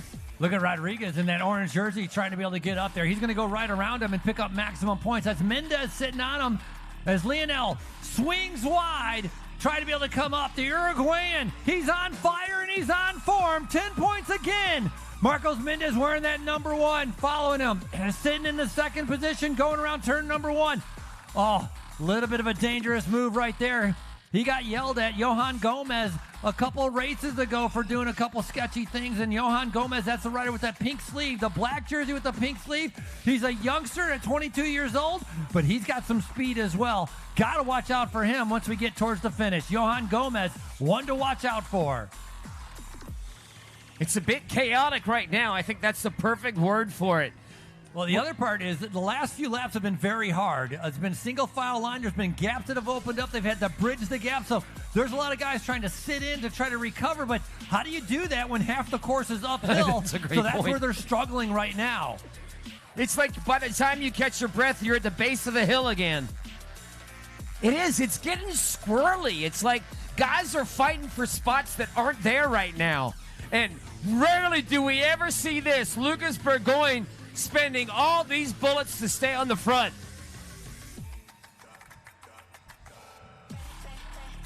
Rider 16 to go. Lap card showing 16 to go, 16 to go.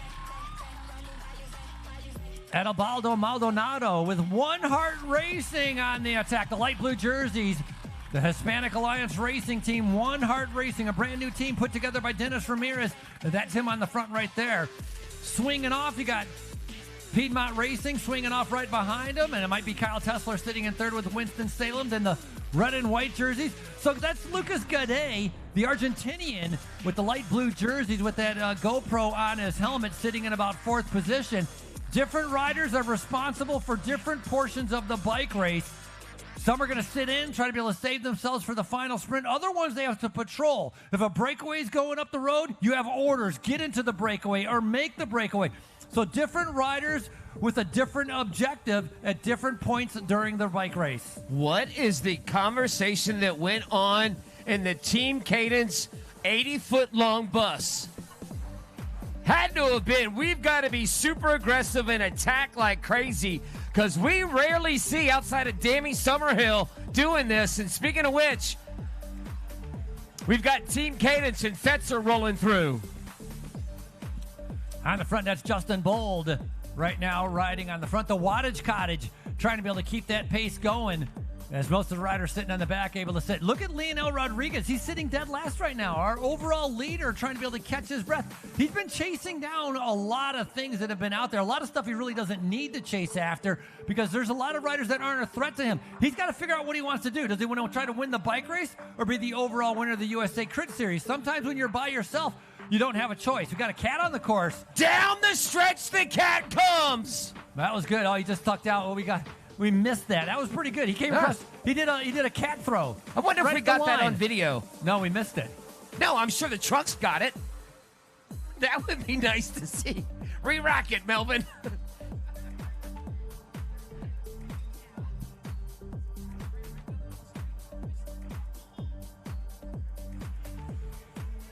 Coming out of that final turn, hometown race for the hometown riders, the red and white of Winston-Salem. Put your hands together.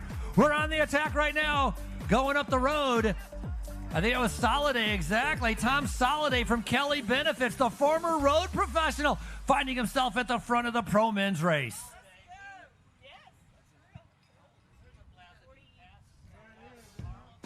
Old Tom Soliday. Team directing for Kelly Benefits and also racing for Kelly Benefits. Formerly Lauren Hall's teammate. Optum. Was it Optum Kelly Benefits back then, right? Optum Pro Cycling. Sorry. Yeah, and Tom Soliday for a while there was also he was the PR guy for the Yes, he was. the team as well. Starting to get back into bike racing. He was out at Newport News, a 3-day race that we had earlier this year in April. And kind of getting his racing legs back in, and that's him sitting in that second position right now, following Piedmont University on the attack, or on the front right now, setting a little bit of tempo. I would say this is the recovery time for many of these riders, as they're going to be seeing 12 laps to go when they come around. 13 laps to go. Riders 13 to go, 13 to go, 13. Tom has got a look that I have seen that look on his face and his riding style. I can see it at night and I can see it in the morning. It's very discernible and it's very fast.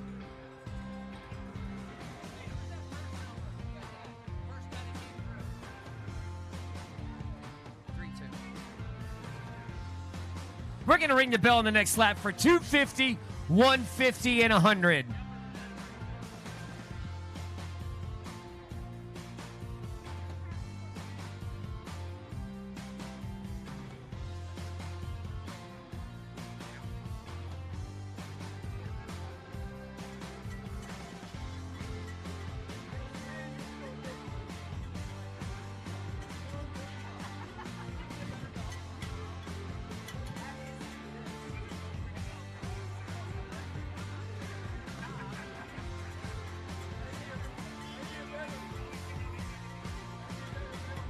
We are going to do 250, 150, and 100. 250, 150, and 100. Preem on the next lap. 250, 150, and 100. And is that the old guy, Pat Raines, on the front? Pat is close to my age.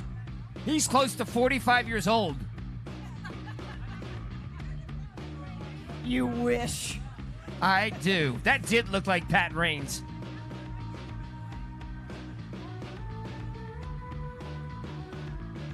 Good on him. He's definitely breaking up this front of It's this not Pat. field.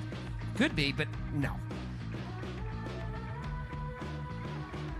Group of two, about to be a group of four. Fixing to be, as we say down in the South. And again, Lauren, none of these four are in the overall lead, I don't think. I do see one foundation rider there. I got to get a number on that. But that's the thing that's going to work here, is a breakaway is going to stick with riders that are threatened to the overall. Looked like Para jumped in there. He's won a race here already at USACRITS. 11 to go. 11 to go, 11 to go, 11 to go. 5 in the break, 2 trying to come across, including Jonas Walton.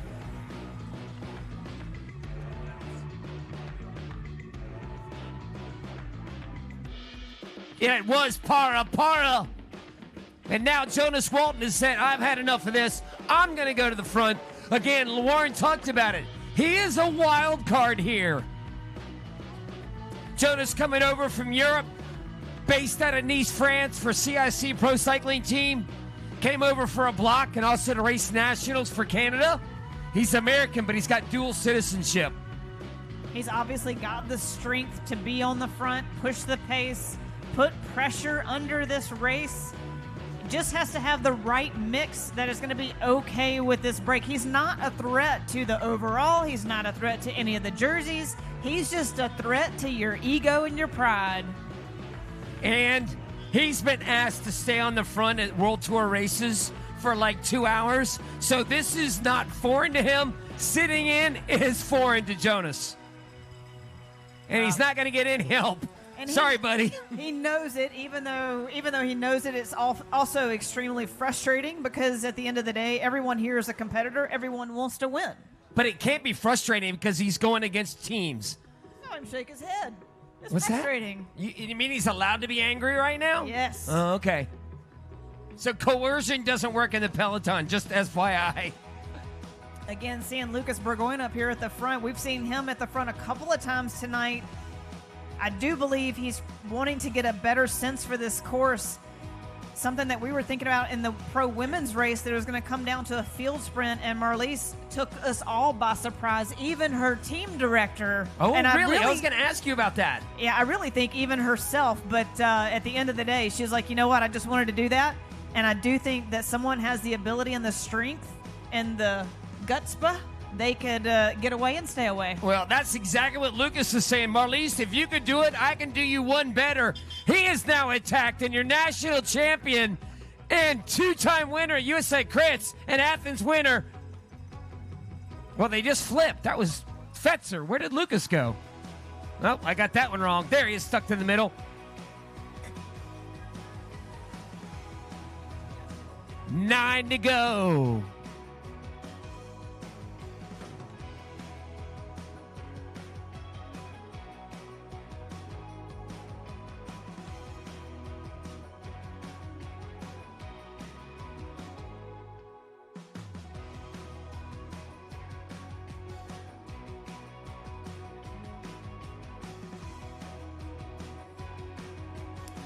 Coming up back up, that's going to be Juan Gomez making his way back up, that young 22-year-old. Lucas Kagay Foundation following up right behind him.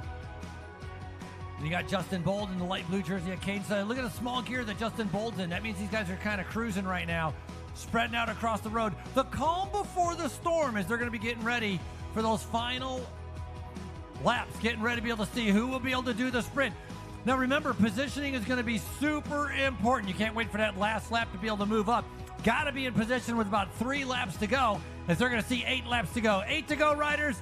8 to go, 8 to go. Maybe a breakaway will be able to make it. There's still time. Trying to be able to change his mind and may not let it go up the road.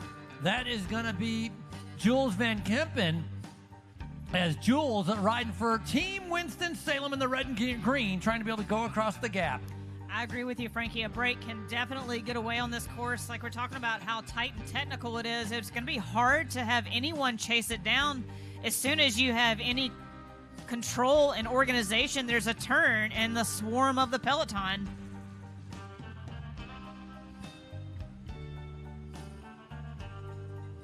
Team Winston-Salem definitely has missed this break and wanting it back, and is going to weld things back together.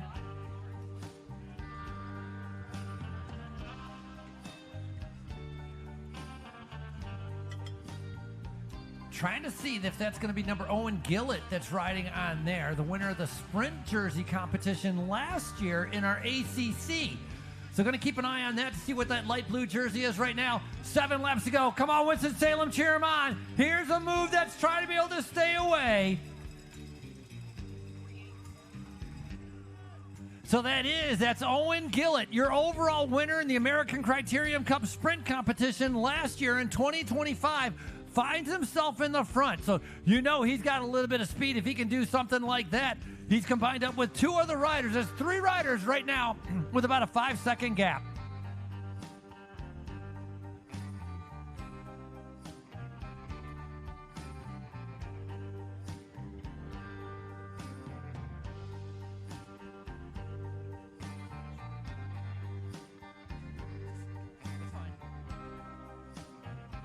Chase behind from Winston-Salem. They missed the move. They don't want to be left out. So Clever Martinez soft pedaling in the front.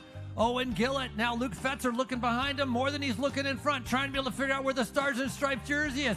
Now immediately counterattacks himself practically. They get caught and they go on the move once again. So much shuffling.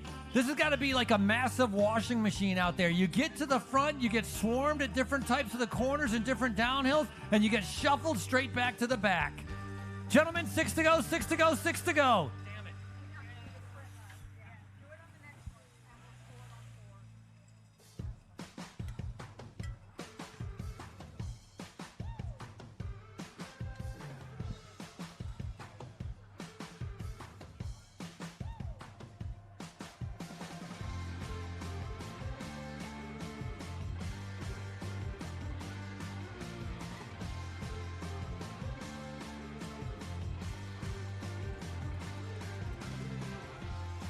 Getting ready to ring the bell. It's going to be a point sprint. It's going to be 5 laps from the end. When they come by, it'll see 5 laps from the end. Winston-Salem starting to get organized on the front. Maybe that's a little bit early. I know it's only 0.5 of a mile around, but it's a tough uphill. Your hometown team with the hometown riders trying to be able to put in a good show. And Lucas Gagay in the light blue shoes starting to be able to go after that move, going around the final turn as they get ready to be able to have a downhill sprint. So, Chad, a downhill sprint coming out of the final turn. You can come out in the first position, can't you? Yeah, I mean, you actually should. All right, riders, attention. We've got sprint points, sprint points, sprint points. Sprint points on the next lap. Sprint points on the next lap. So it goes 10, 7, 5, 3, and 2. Oh, riders down and no more free laps with 5 laps to go. So bad luck. Going down, that's going to be Mateo Garcia with One Heart Racing, and I'm thinking might have been Racing Division. That might have been Ruben Bacon, the rider who'd been attacking the whole entire time with that Racing Division presented by Pace Coaching. Look at the red and white jerseys. They're starting to be able to form. Now remember, these guys, certain riders on the front are going to sacrifice themselves, trying to be able to keep it at a high tempo. Trying to figure out where the Stars and there's the Stars and Stripes jersey. He's making his way up there as well. Now, he's in a sea of red is what he is. What have they learned from Sewanee? Because then Sewanee Foundation had the lead out going for the final 2 laps, and Lucas managed to slot in there and get into like 3rd position with 2 corners to go. Don't let them in. Have they learned anything, or can they do it again? No, you've got to be stronger to not let Lucas get in the middle of your lead out train. And right now it looks like we've got 1, 2, 3, 4, 5 guys from Team Foundation at the front. 4 laps to go as they come through. Josh Foley picks up that pick points. Lucas Gade, Clever Martinez, Jordan Parra, and Marcos Mendez. Of those riders, only Mendez is in the overall hunt for that USA Crit Series. That's what we're keeping an eye on. Once again, Leonel Rodriguez, he needs to be able to pick up some points to keep the Jack Crew overall leaders jersey. Marcos Mendez sitting in 2nd, Preston I in 3rd. Those bonus points, Leonel Rodriguez, over the last 5 races, he's picked up over 100 points just in bonus points. That's what's kept him in the lead. How many races has he won, Frankie?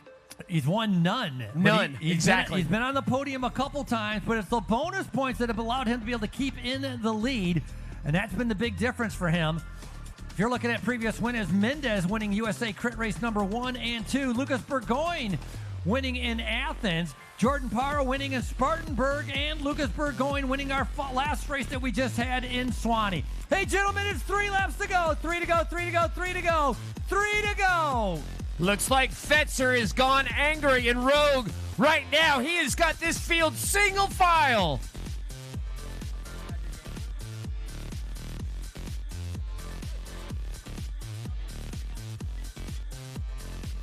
That's Lucas Gagay in the blue shoes, riding on the front right now. Foundation, a combination of Venezuelan, Argentinian, Colombian, all coming together to be able to put together one of the hit squads of the 2026 season.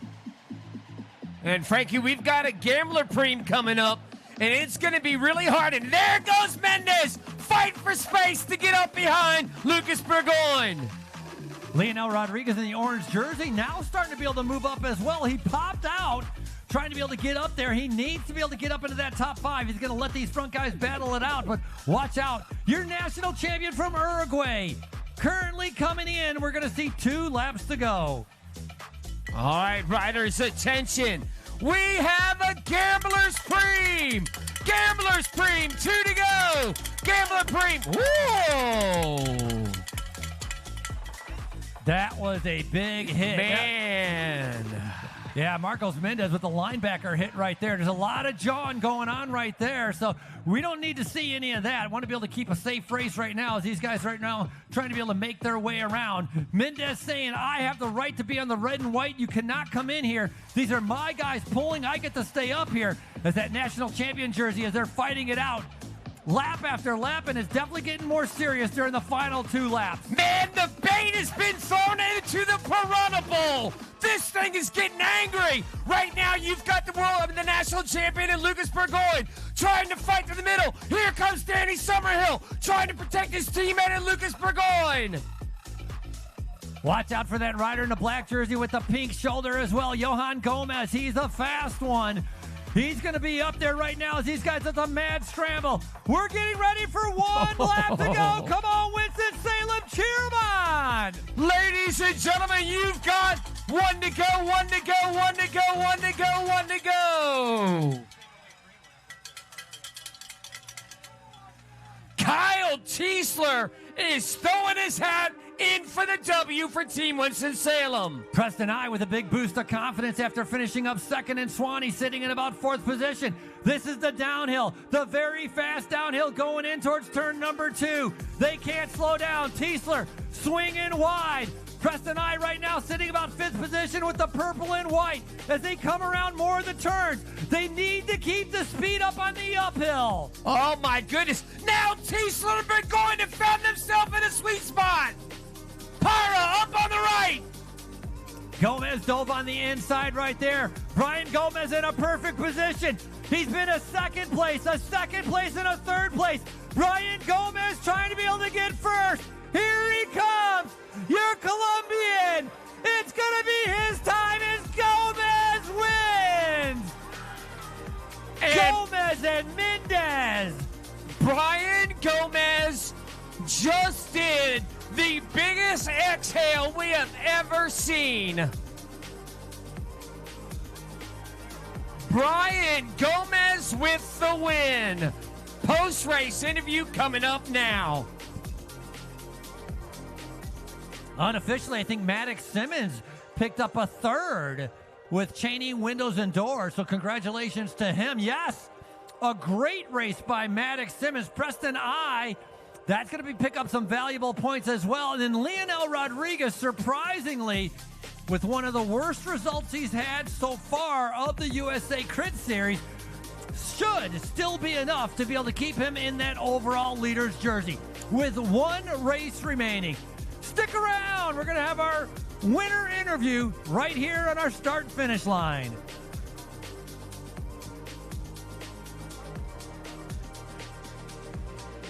Well, normally we wait for 5, 6, maybe 7 minutes, but not on this one. Check, check. 1, 2, 1, 1. Check, check. Little bit more. Check, check.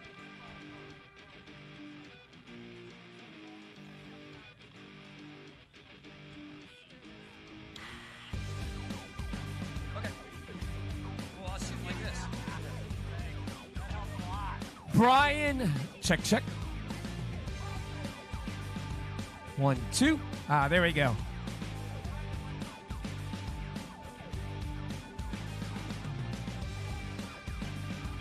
Check, check. 1, 2.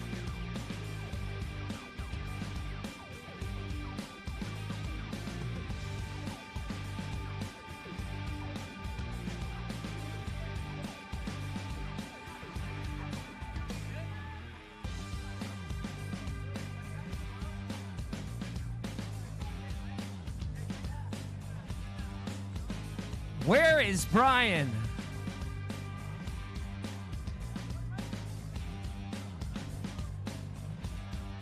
Check, check. There we go. Thank you.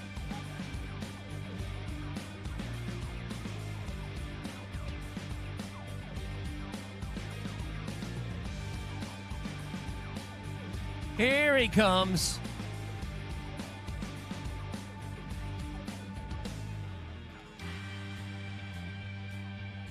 Here we have him, ladies and gentlemen, for Foundation, Brian Gomez.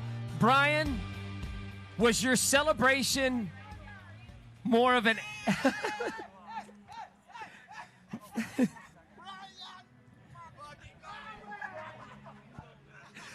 Brian Gomez. So, Brian, was that a little what we call in the sport an exhale for the win? Kind of like you went through injury, you've been through hard worker for the team. To get the win, was that a little bit of an exhale just to go, finally I'm back?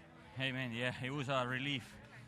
Last year was a little bit tough for me, but I was lucky that I have a lot of people supporting me, my family. Richie from Kingdom, a lot of people were helping me out, and we're here again, winning, and this is all because of God. I want to thank God too, and just want to enjoy it right now. And last question so you can celebrate with your team. With the exhale, you guys seem to win in different ways. Were you designated to win tonight, or the course just decided for you that I was going to take the win? When we saw the course, we knew that it was a good one for me and also for Marcos. So I wanted to test the field how everyone was doing. That's why I went with like 20 minutes to go. But it was a little bit too short to actually make a difference, so I waited for the finish. I was a little bit far behind, but with the wind, I wanted to make the sprint from far behind. So he played out pretty well. I want to say thanks to the sponsors, thanks to my teammates, and hola a toda mi familia allá en Tuluá. Well, now you can exhale. Go celebrate. Ladies and gentlemen, your winner for Foundation, Brian Gomez.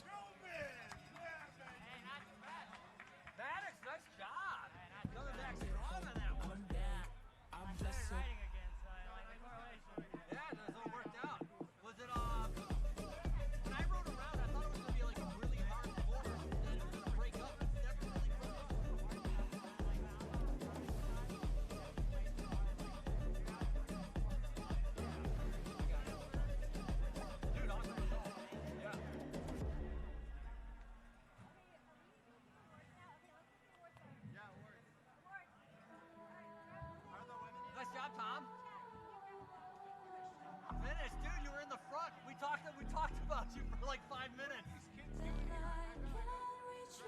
200. You ride like 5 hours in there, yeah.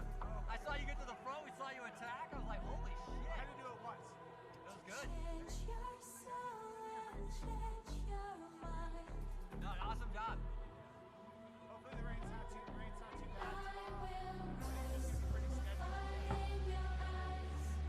I thought today is harder than tomorrow. No, I just mean the rain. Yeah, the rain, yeah. There'll be some tricky turns. Brian, nice job.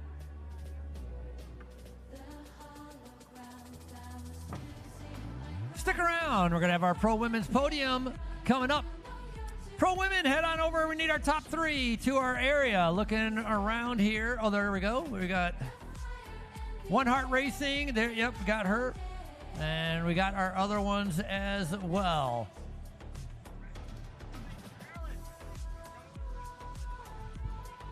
Ladies and gentlemen, I'd like to be able to start off with our Pro Women race number 7 of our USACRITS series.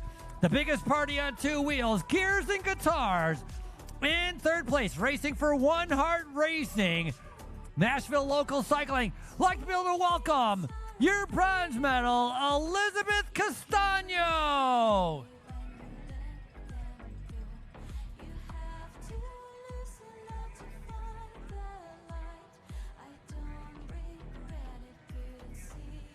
Coming off her win at Swanee, and now backing it up here with a 3rd place.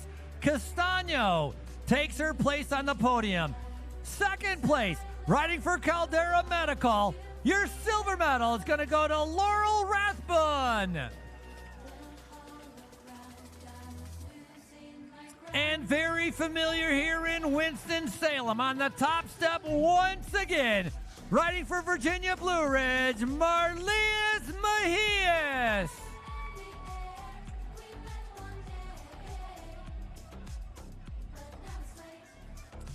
Arms up in the air and congratulations, your top 3. A great race here. Mejias picking up the victory with Rathbun in 2nd and Castano in 3rd.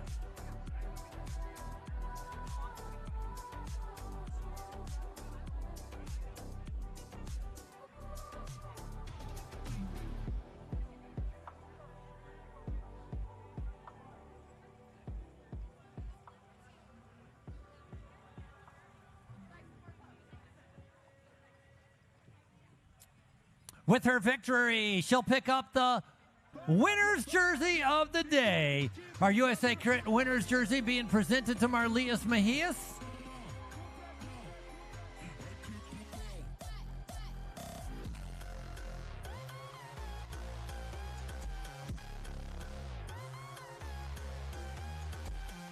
Once again, arms in the air and our flowers being presented as well.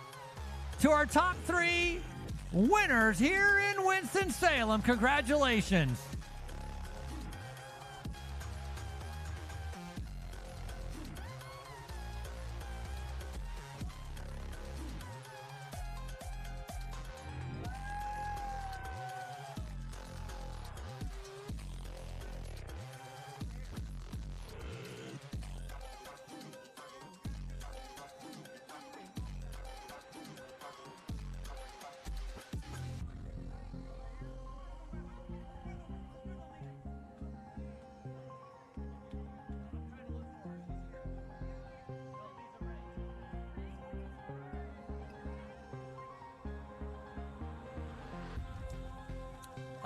Looking around here. Lisa Ray, are you around? Lisa.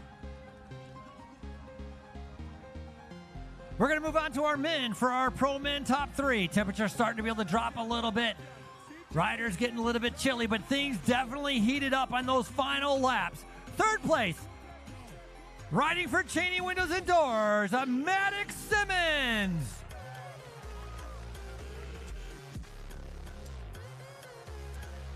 Picking up a silver medal, riding for the very familiar red and white jerseys of Foundation, Marcos Mendez.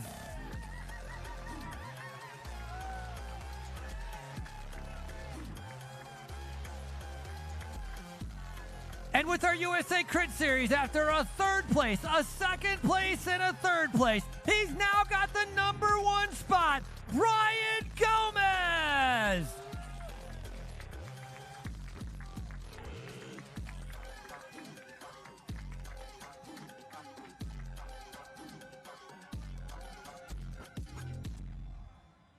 Congratulations, Brian Gomez coming out of Colombia, Mendez from Argentina, and Maddox Simmons from the USA. Your international field and your winners here in Winston-Salem.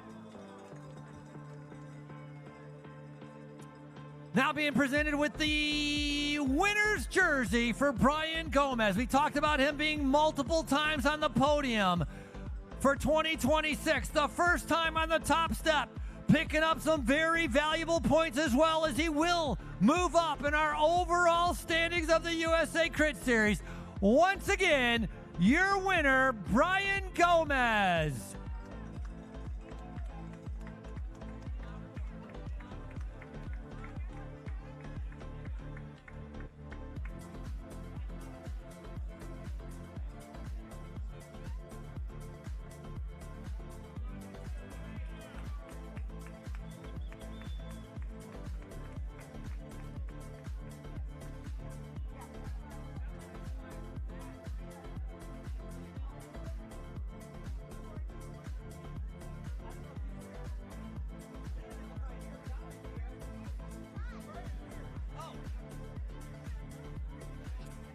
Moving on to our overall leaders jerseys for our USA Crit Series. She's had the lead ever since we went to LaGrange, and she keeps the lead. Your Jack Crew Orange leaders jersey leader, Lisa Ray.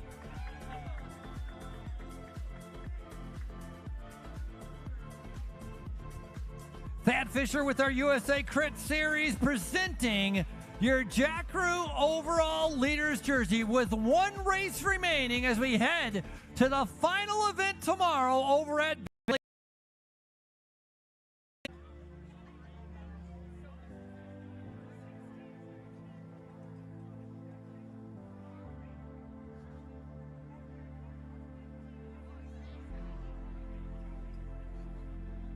All smiles finally at the end of day #1 here in Winston-Salem. Congratulations, Lisa Ray. And on our men's side, he keeps the orange leaders jersey as well. Your Jack Crew USA Crit champion, leading in towards our final day tomorrow. Please welcome him, Leonel Rodriguez.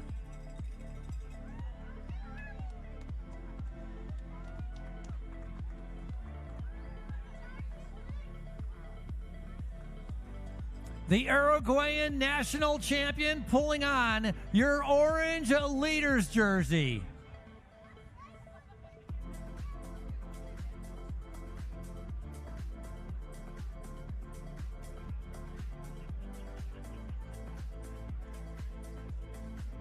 Leonel first pulled on that jersey at race #3. Now he continues to wear it at race #7. And tomorrow is our final. Leonel Rodriguez, your current overall champion. Day #1, like to be able to thank Flow Automotive, Riazzi, Ryan, and Swaim Investment Group, the city of Winston-Salem. Visit Winston-Salem and Zynex Medical. My name's Frank Andreu for Chad Andrews and Lauren Hall, and for everybody here at the USA Crit Series, Thanks for watching, and make sure to stay tuned for tomorrow's USA Crit Final right here, all part of Gears and Guitars.